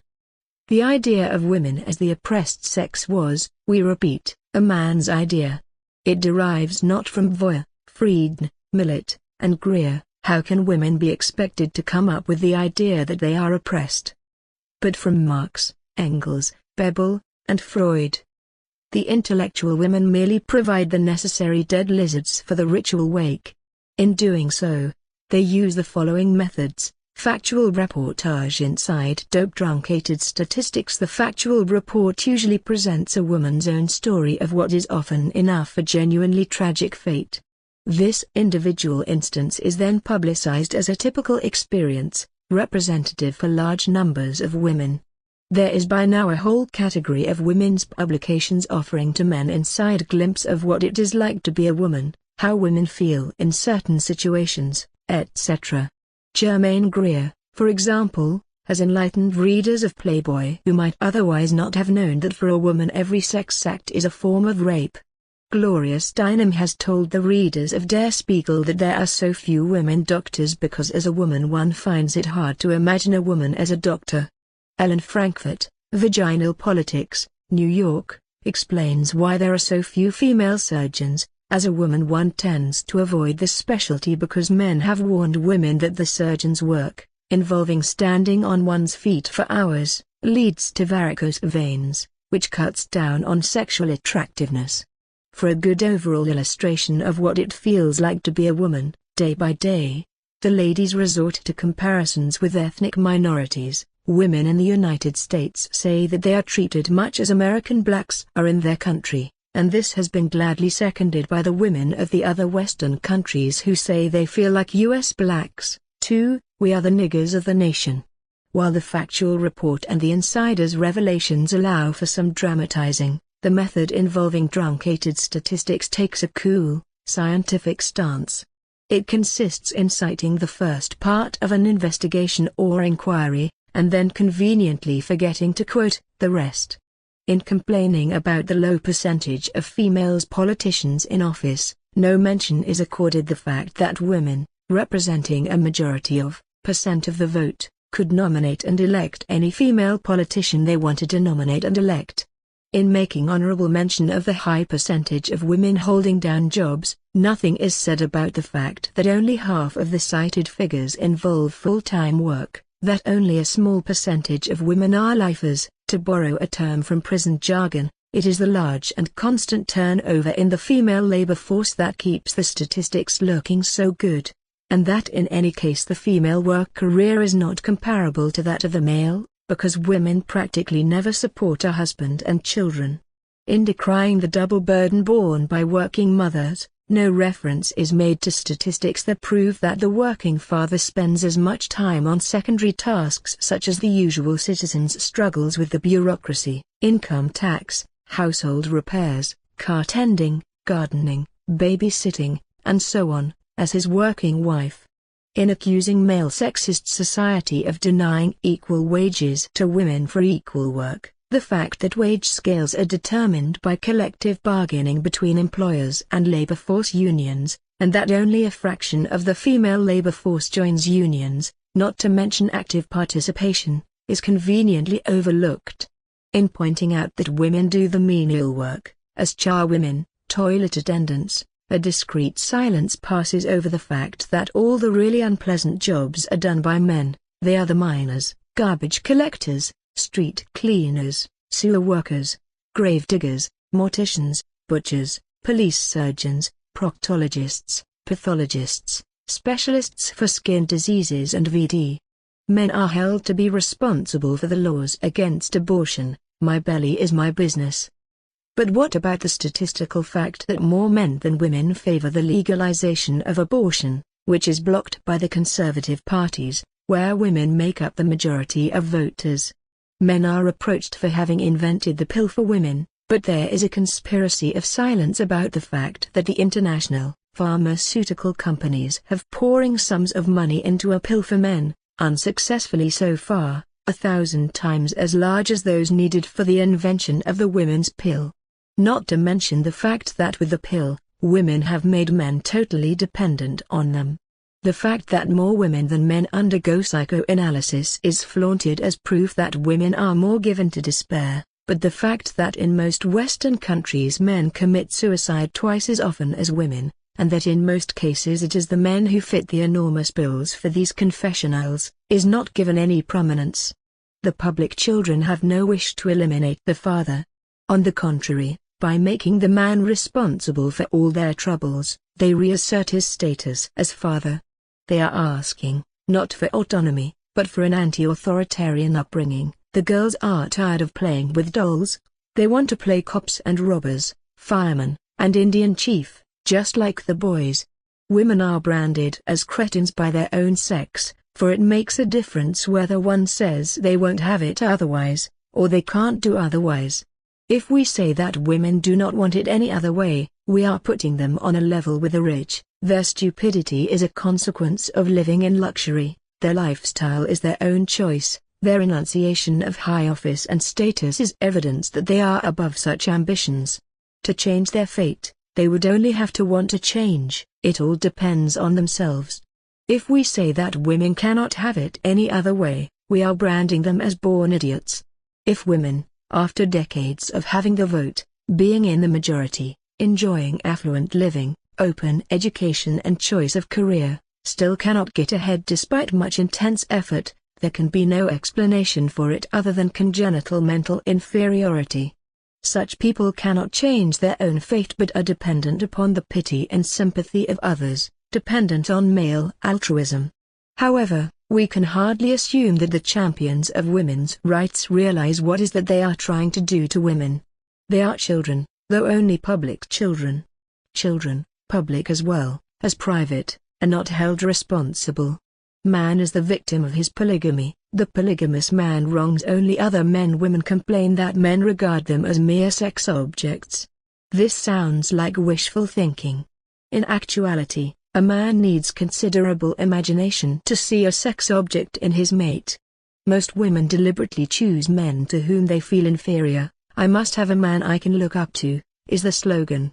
An inferior is no sex object, but a protégé, a child. To see a person as a sex object, we need to be looking at someone who is physically the opposite, but intellectually are equal. Most women tend to be only the physical opposite of their partner. Stupidity is not a sex-specific trait, it is the opposite, not of masculinity, but of intelligence. It makes a woman not more feminine, as many believe, but more childish. An inferior appeals, not to her partner's sex drive, but to his paternal instinct, thus driving him to polygamy. Sex with the pseudo-child makes for a guilty conscience. He looks for another sex partner, again suffers pangs of conscience if the new partner is inferior, roams further afield to find a third, and so on. Homosexual men probably are often men who have resigned themselves to the fact that their long search for an equal sex partner among women has been in vain. They prefer equality with a partner of the same sex, rather than intellectual inferiority that is sex with a childish person. Although the average polygamist actually wrongs only another man, not his wife, he is rarely aware of this. A woman who regards her husband as her father cannot be the victim of sexual infidelity. For an adoptee, her partner is not primarily the lover, so she is jealous only when she is threatened with losing the provider in him. She would of course prefer to be her husband's only child, but once there is a sister, she will settle for at least not having to take second place. As long as the goodies are fairly shared, and the father is sufficiently well off to provide for more than one child, she does not care, basically, what he does with the others. It is not towards women, therefore, that the polygamous man should be feeling guilty, but towards men. Since the male and female populations are roughly equal in number, every man who indulges himself in having two women is taking away another man's partner. A sheikh who possesses 100 sex objects is not doing the women any harm. In his harem they are well taken care of. The sexual exploitation is distributed over a large number and therefore minimal. They need not be separated from their children and they always have company. It is only the poorer men who are humiliated. 99 of them are deprived of potential partners by the sheikh. In the case of the South American form of bigamy, it is again the man, not the woman, who is loser. The real victim of machismo is always another macho, because every macho with two women is stealing another man's only woman. Since the rich macho expects from all the women he keeps just one thing in return, their fidelity, And since the young girls try to enhance their market value by holding on to their virginity, the poor macho has hardly any hope of finding free sex. The consequence is a proliferation of bordellos unmatched in the rest of the world. The many poor men must share the few women left. But the poor macho, as brainwashed as the rest, is no more aware than the rich one of the real nature of the game. He too is convinced that men oppress women, and when he has scraped together enough pesos to pay half an hour's lease on a sex partner, he feels superior to all the women on earth.